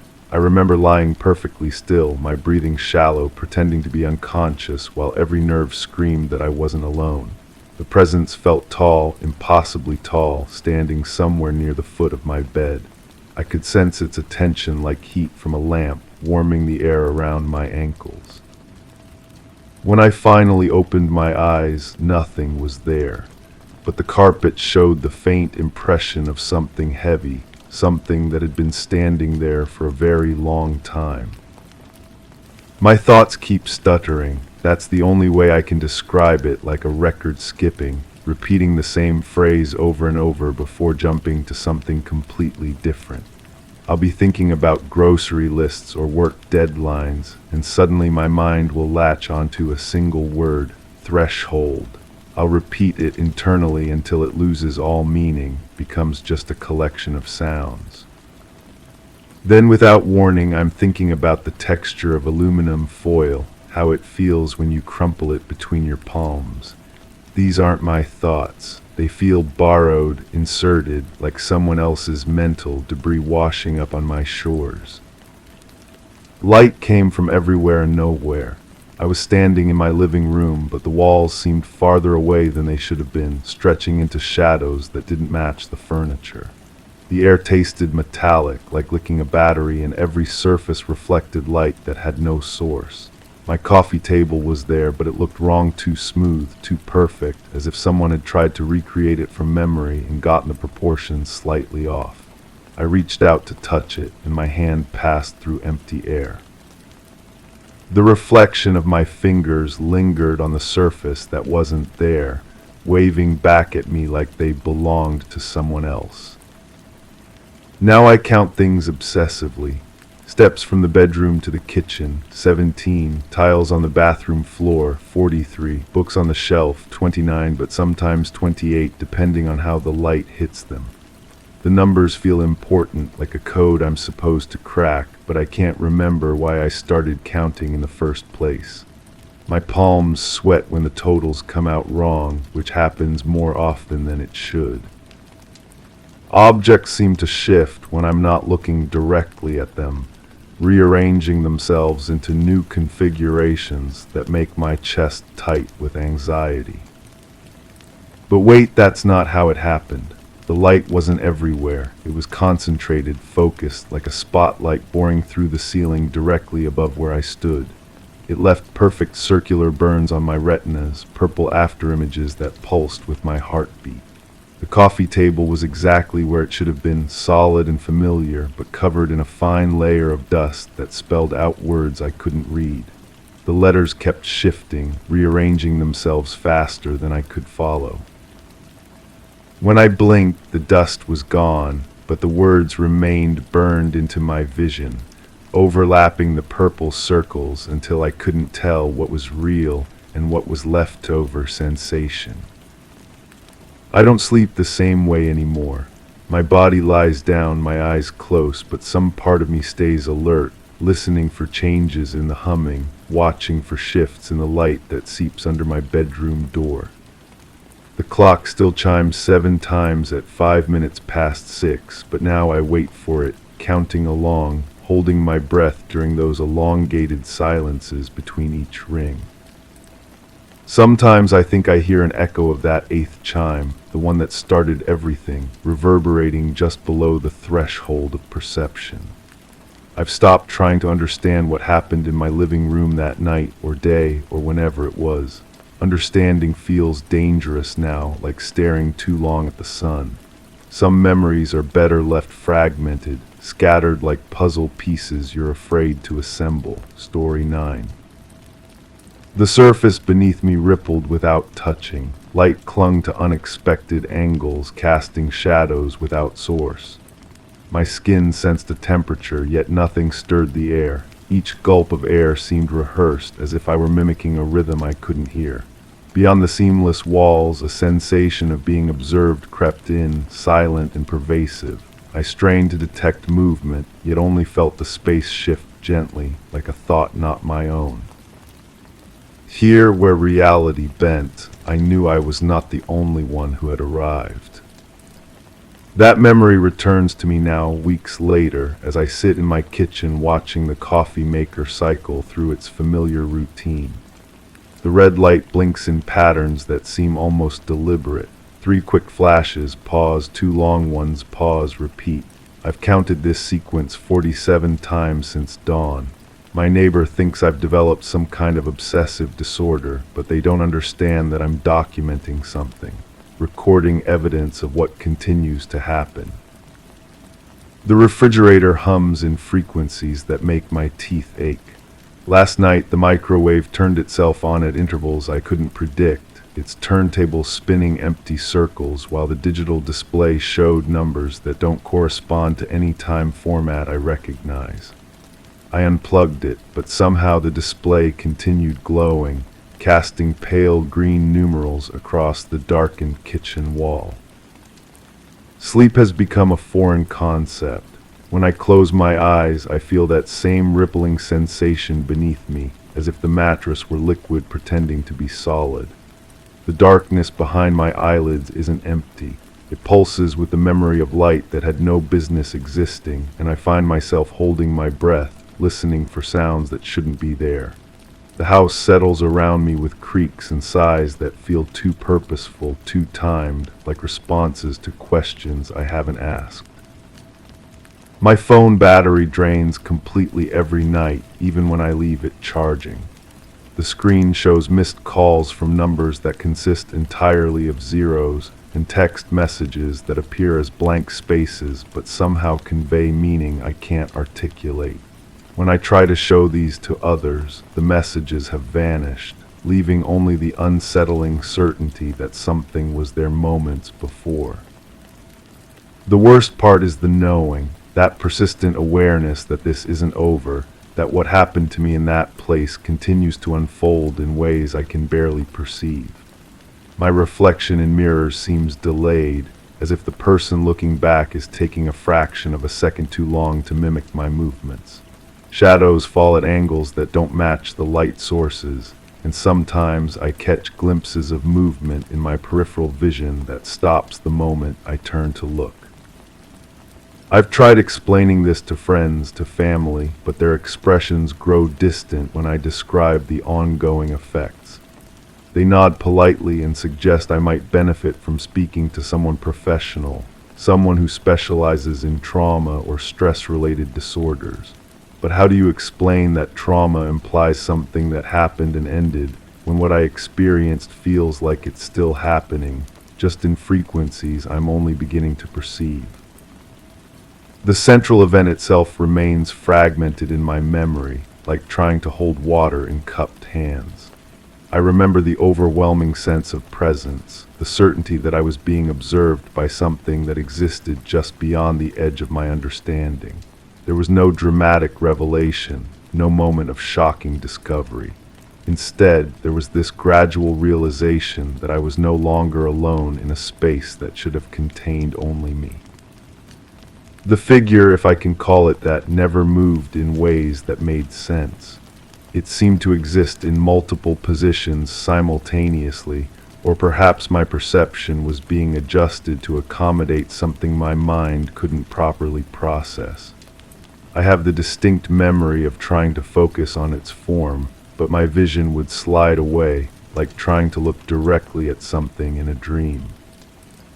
The harder I concentrated, the more the image seemed to disperse, leaving only the unshakable knowledge that something was there, watching, waiting. There was no communication in any conventional sense, no exchange of words or gestures. Yet information passed between us, concepts that I still can't translate into language. I understood without being told that this encounter was not accidental, that I had been selected, observed, brought to this place for reasons that remained opaque but undeniably purposeful. The knowledge settled into my consciousness like sediment, heavy and permanent. The space around us seemed to respond to this presence, walls shifting their texture and transparency, surfaces reflecting light that came from no visible source. I felt suspended, not just physically but temporally, as if the normal flow of moments had been paused or redirected.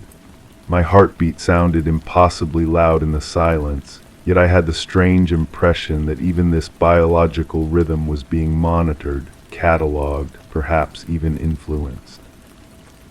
Working backward through my fragmented recollections, I can trace the signs that preceded this encounter. The electronic disturbances had been building for days, subtle at first but growing more pronounced. My radio would pick up transmissions in languages I couldn't identify, voices speaking in cadences that seemed almost musical but conveyed an underlying urgency I couldn't decode. The static between stations formed patterns that resembled speech, and I found myself listening for hours, trying to extract meaning from the white noise. The humming started around the same time, a low-frequency vibration that I felt more than heard. It seemed to emanate from the ground itself, rising through the floorboards and settling into my bones. At first, I attributed it to industrial equipment somewhere in the distance, but the sound followed me wherever I went, maintaining the same intensity whether I was indoors or outside, in populated areas or completely alone. Time began behaving strangely during those days. I would sit down to read for a few minutes and discover that hours had passed without my awareness. Meals would appear half-eaten on my table with no memory of preparing them.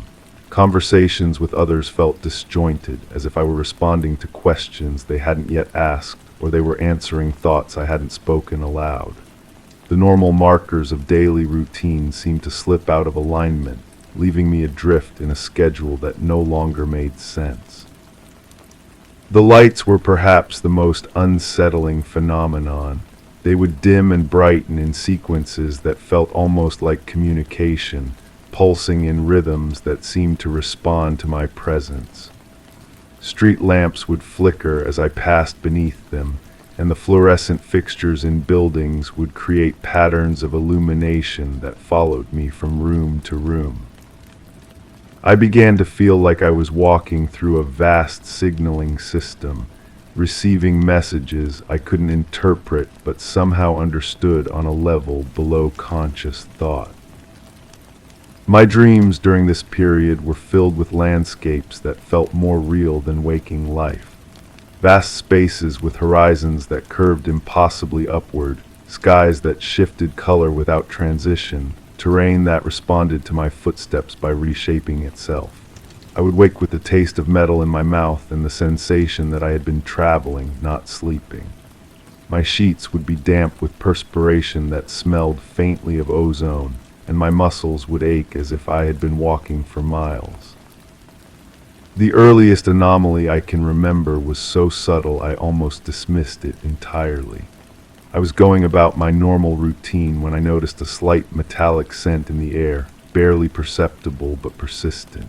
It reminded me of the smell that lingers after lightning strikes, sharp and clean but somehow artificial. The scent would appear at random moments throughout the day, lasting just long enough for me to register it before fading away. Along with the smell came a peculiar sensation in my stomach, not quite nausea, but a feeling of displacement, as if my internal organs were adjusting to a different gravitational pull.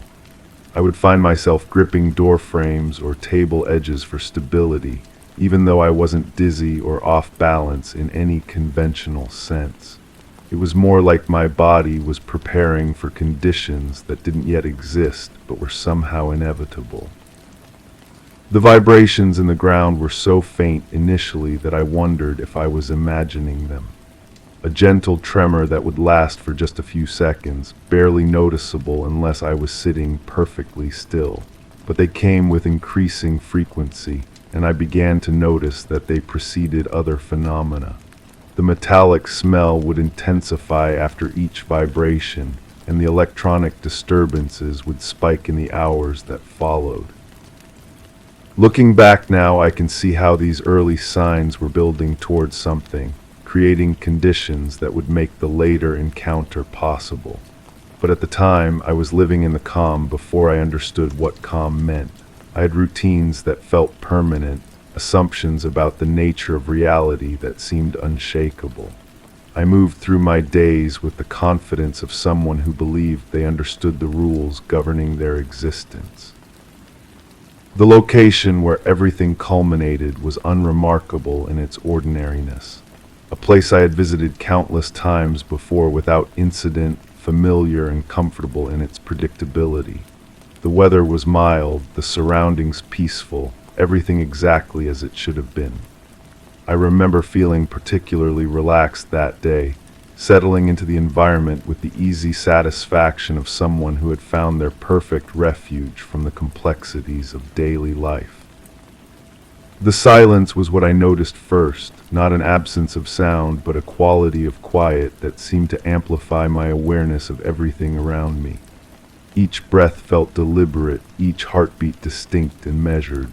The air itself seemed to carry a subtle charge, like the atmosphere before a storm, but without any visible signs of changing weather.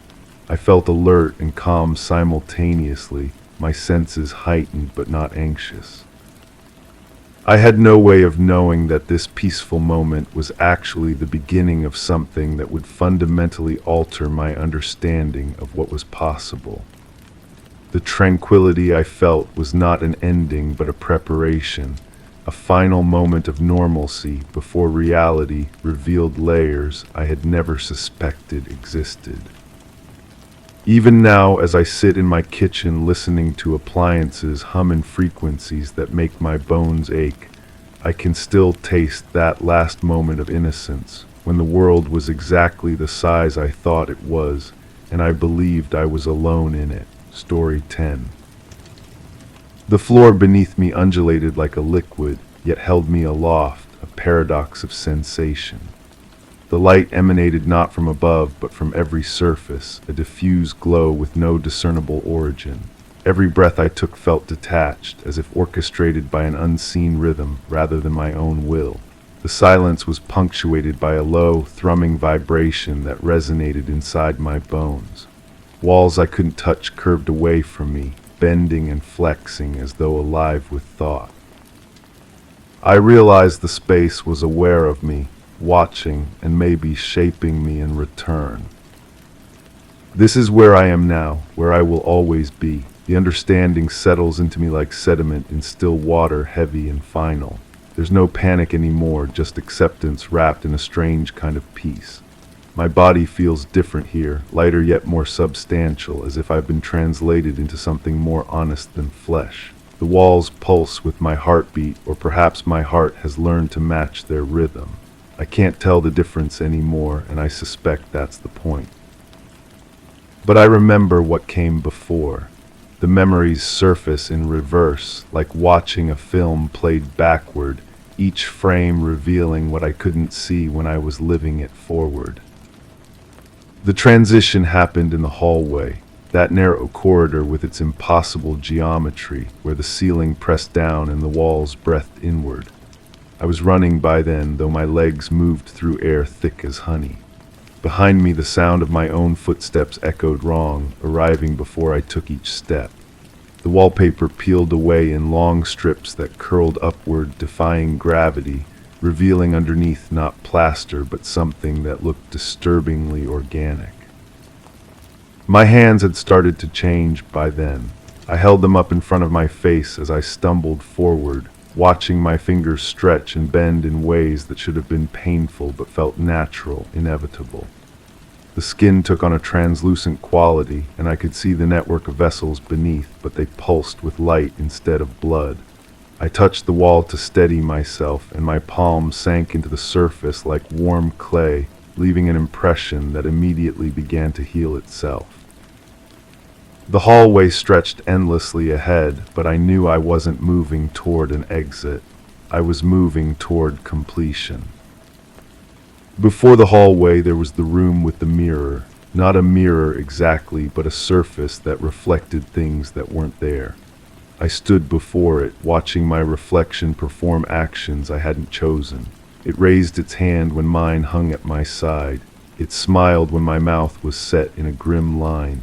Its eyes held knowledge that mine lacked, a secret understanding that made my stomach twist with recognition. The reflection mouthed words I couldn't hear but somehow understood. It was trying to warn me, or perhaps welcome me. The distinction seemed less important with each passing moment. Behind my reflection, the room appeared different, larger, filled with shapes that moved independently of any source I could identify. Some of those shapes looked almost familiar, like people I might have known, but their faces were wrong, features rearranged in subtle ways that made them beautiful and terrible. I reached toward the mirror's surface, and my reflection reached back. When our fingertips touched, the glass felt warm, almost feverish. The contact sent vibrations up my arm, and I felt something inside me respond, unfurling like a flower that had been waiting its entire existence for this moment of sunlight. That's when I knew I couldn't go back. Earlier, I had been in the garden. The plants there grew in configurations that hurt to look at directly. Flowers bloomed in colors that didn't have names, their petals arranged in patterns that seemed to shift when I wasn't looking straight at them. The grass beneath my feet was soft and yielding, but each blade felt individual against my skin, as if the entire lawn was aware of my presence and adjusting itself accordingly. I walked the winding paths between beds of impossible vegetation. Trees bore fruit that looked like small organs pulsing gently in the breeze. When one fell near my feet, I bent to examine it. The surface was warm and gave slightly under pressure, like living tissue. I didn't eat it, but the thought occurred to me, along with the certainty that it would taste like copper and starlight. The garden had no visible boundaries. It simply faded into mist at the edges, suggesting infinite expansion in all directions. But I felt no desire to explore those outer reaches. Something told me that the garden's true purpose was here, in this cultivated center, where every plant had been placed with intention. I found the bench near the center, carved from what looked like bone but felt like polished stone.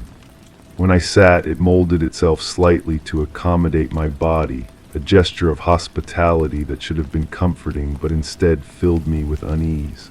From this vantage point, I could see that the garden's layout formed a pattern, though I couldn't quite grasp its meaning. The paths spiraled inward, drawing the eye toward the center where I now sat. That's when I noticed the other visitors. They moved between the plants with purpose, tending to the impossible flora with tools that seemed to be extensions of their own bodies. They paid me no attention, but I sensed their awareness of me, a peripheral acknowledgement that I belonged here now, that I had earned my place through some process I was only beginning to understand. The house came before the garden. I remember standing in its doorway, hesitating. The architecture defied conventional logic. Rooms opened onto other rooms in ways that shouldn't have been possible given the building's exterior dimensions. Staircases led up and down simultaneously, their steps worn smooth by countless feet, though I never saw who might have walked them. The air inside tasted of ozone and old roses. Furniture arranged itself as I moved through the rooms, chairs sliding silently across floors to create conversation areas, tables adjusting their height to accommodate my needs. The walls were covered in artwork that changed when I wasn't looking, portraits whose subjects aged and transformed, landscapes that shifted from pastoral to alien with the subtlety of natural erosion. I found myself drawn to certain rooms more than others. The library, where books wrote themselves as I watched, their pages filling with text and scripts I couldn't read but somehow understood. The conservatory, where musical instruments played themselves in harmonies that made my bones ache with longing. The kitchen, where meals prepared themselves from ingredients that materialized from thin air, though I never felt hungry enough to eat. In each room, I felt myself changing, adapting to the space's requirements. My vision sharpened to accommodate the shifting artwork. My hearing expanded to encompass the full range of the phantom orchestra. My sense of taste evolved to appreciate flavors that didn't exist in the world I had come from.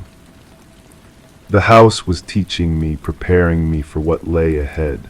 Or perhaps what lay behind, since I'm remembering this all in reverse. Before the house there was the road. It stretched across a landscape that couldn't decide what it wanted to be. Hills rolled into valleys that became plains that rose into mountains, all within the span of a few miles. The sky above shifted between different times of day, patches of dawn bleeding into noon, bleeding into dusk in a patchwork of temporal confusion. I walked alone, but my shadow was wrong. Sometimes it preceded me, stretching ahead on the path as if eager to reach our destination first. Other times it lagged behind, reluctant and dragging. Occasionally it moved independently, exploring side paths while I continued straight, though it always returned before I noticed its absence consciously. The road surface felt different under each step, sometimes asphalt, sometimes cobblestone, sometimes packed earth that squelched with moisture that came from no visible source. My footprints behind me filled with a substance that wasn't quite water, wasn't quite light, but somehow combined properties of both.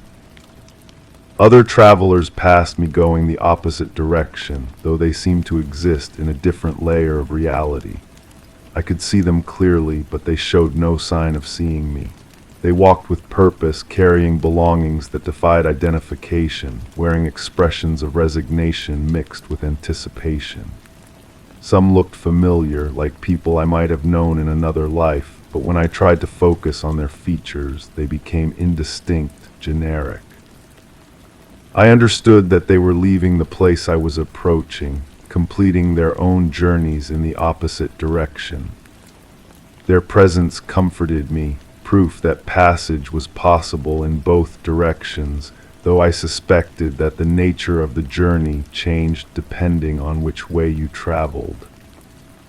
The road began to feel alive under my feet, responding to my pace, adjusting its texture to provide exactly the right amount of resistance. It was guiding me, I realized, as much as I was choosing to follow it. Before the road, I stood at the edge of my old life. The boundary was visible, a shimmer in the air like heat waves rising from summer pavement. On one side, everything I had known. On the other, everything I was about to discover. The choice felt inevitable, though I can't remember what drove me to it. I turned back once to look at what I was leaving. The familiar world seemed flat and colorless, like a photograph that had been left in the sun too long. People moved through their routines with mechanical precision, unaware that anything existed beyond their prescribed boundaries. I had been one of them, I realized, sleepwalking through a life that felt increasingly like a rehearsal for something more real. The air on the threshold tasted different, charged with possibility and danger in equal measure. My body tingled with anticipation, cells rearranging themselves in preparation for what was to come. I could feel myself beginning to change even before I crossed over, my perception expanding to accommodate new realities. When I stepped across the boundary, the world behind me didn't disappear, but it became irrelevant, like a book I had finished reading, complete but no longer necessary. The shimmer in the air solidified behind me, and I knew there would be no returning, even if I wanted to. But I didn't want to. For the first time in memory, I was moving towards something instead of away from it. The invitation came in the mail, though I can't remember ordering anything that would have prompted such a delivery. The envelope bore no return address, just my name written in script that seemed to shift and flow when I wasn't looking directly at it. The paper felt warm to the touch, with a texture that reminded me of skin. Inside, a single sheet bore a message that was somehow different each time I read it, though the meaning remained constant. An invitation to visit, to explore, to become. No location was specified, but I knew where to go with the certainty of inherited memory. The knowledge had been planted in me, waiting for the right moment to bloom. I kept the invitation on my kitchen table for days, circling it like a cautious animal. Each time I passed, it seemed to pulse with gentle light, a heartbeat made visible. My regular routines began to feel hollow, performances for an audience that had stopped watching. Food lost its taste, sleep brought no rest. The familiar boundaries of my life pressed in like walls closing together. The invitation was patient. It didn't demand immediate response, but its presence changed everything around it. Colors became more vivid when I looked at it, sounds more distinct, textures more pronounced. It was teaching me to perceive more fully, preparing me for what lay ahead. When I finally decided to accept, the invitation dissolved in my hands, leaving only a residue that smelled like ozone and old roses. but the knowledge remained, the certainty of where I needed to go and what I needed to do to get there. Before the invitation, there was the dream. Not a dream exactly, but a vision that came during the space between sleeping and waking, when the mind is most open to possibilities it normally rejects. I found myself standing in a place that felt more real than reality, where every sensation was heightened and every detail carried significance. A voice spoke without words, conveying meaning directly into my understanding. It told me that I had been chosen, that my particular combination of openness and desperation made me suitable for a journey that few could complete. The voice felt familiar, though I was certain I had never heard it before.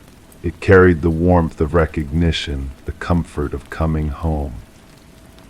In the vision, I saw glimpses of what awaited me. The house with its impossible rooms, the garden with its living plants, the road that stretched between worlds. But I also saw myself, transformed and transforming, becoming something more than I had been. The prospect should have terrified me, but instead it filled me with longing so intense it was almost painful. When I woke, the vision faded but didn't disappear. It lingered at the edges of my consciousness like a song I couldn't quite remember but couldn't forget. Throughout the following days, fragments would surface unbidden. A glimpse of living wallpaper, the sound of self-playing instruments, the taste of air charged with possibility. The vision had marked me, I realized, set me apart from the ordinary world and prepared me for what was coming. I began to notice things I had overlooked before. Shadows that fell at wrong angles, reflections that showed more than they should, sounds that carried meanings beyond their source.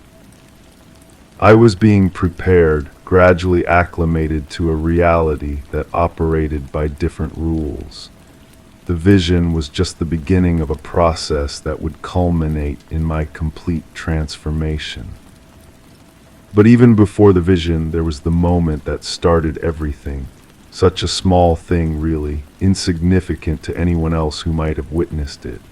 I was walking past a shop window, the kind of mundane errand that fills ordinary days with ordinary purpose. My reflection caught my eye, but for just an instant, it looked back at me with eyes that held knowledge I didn't possess. The moment lasted less than a second.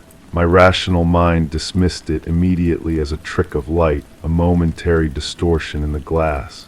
But something deeper recognized the truth. That brief contact had opened a door that could never be completely closed again.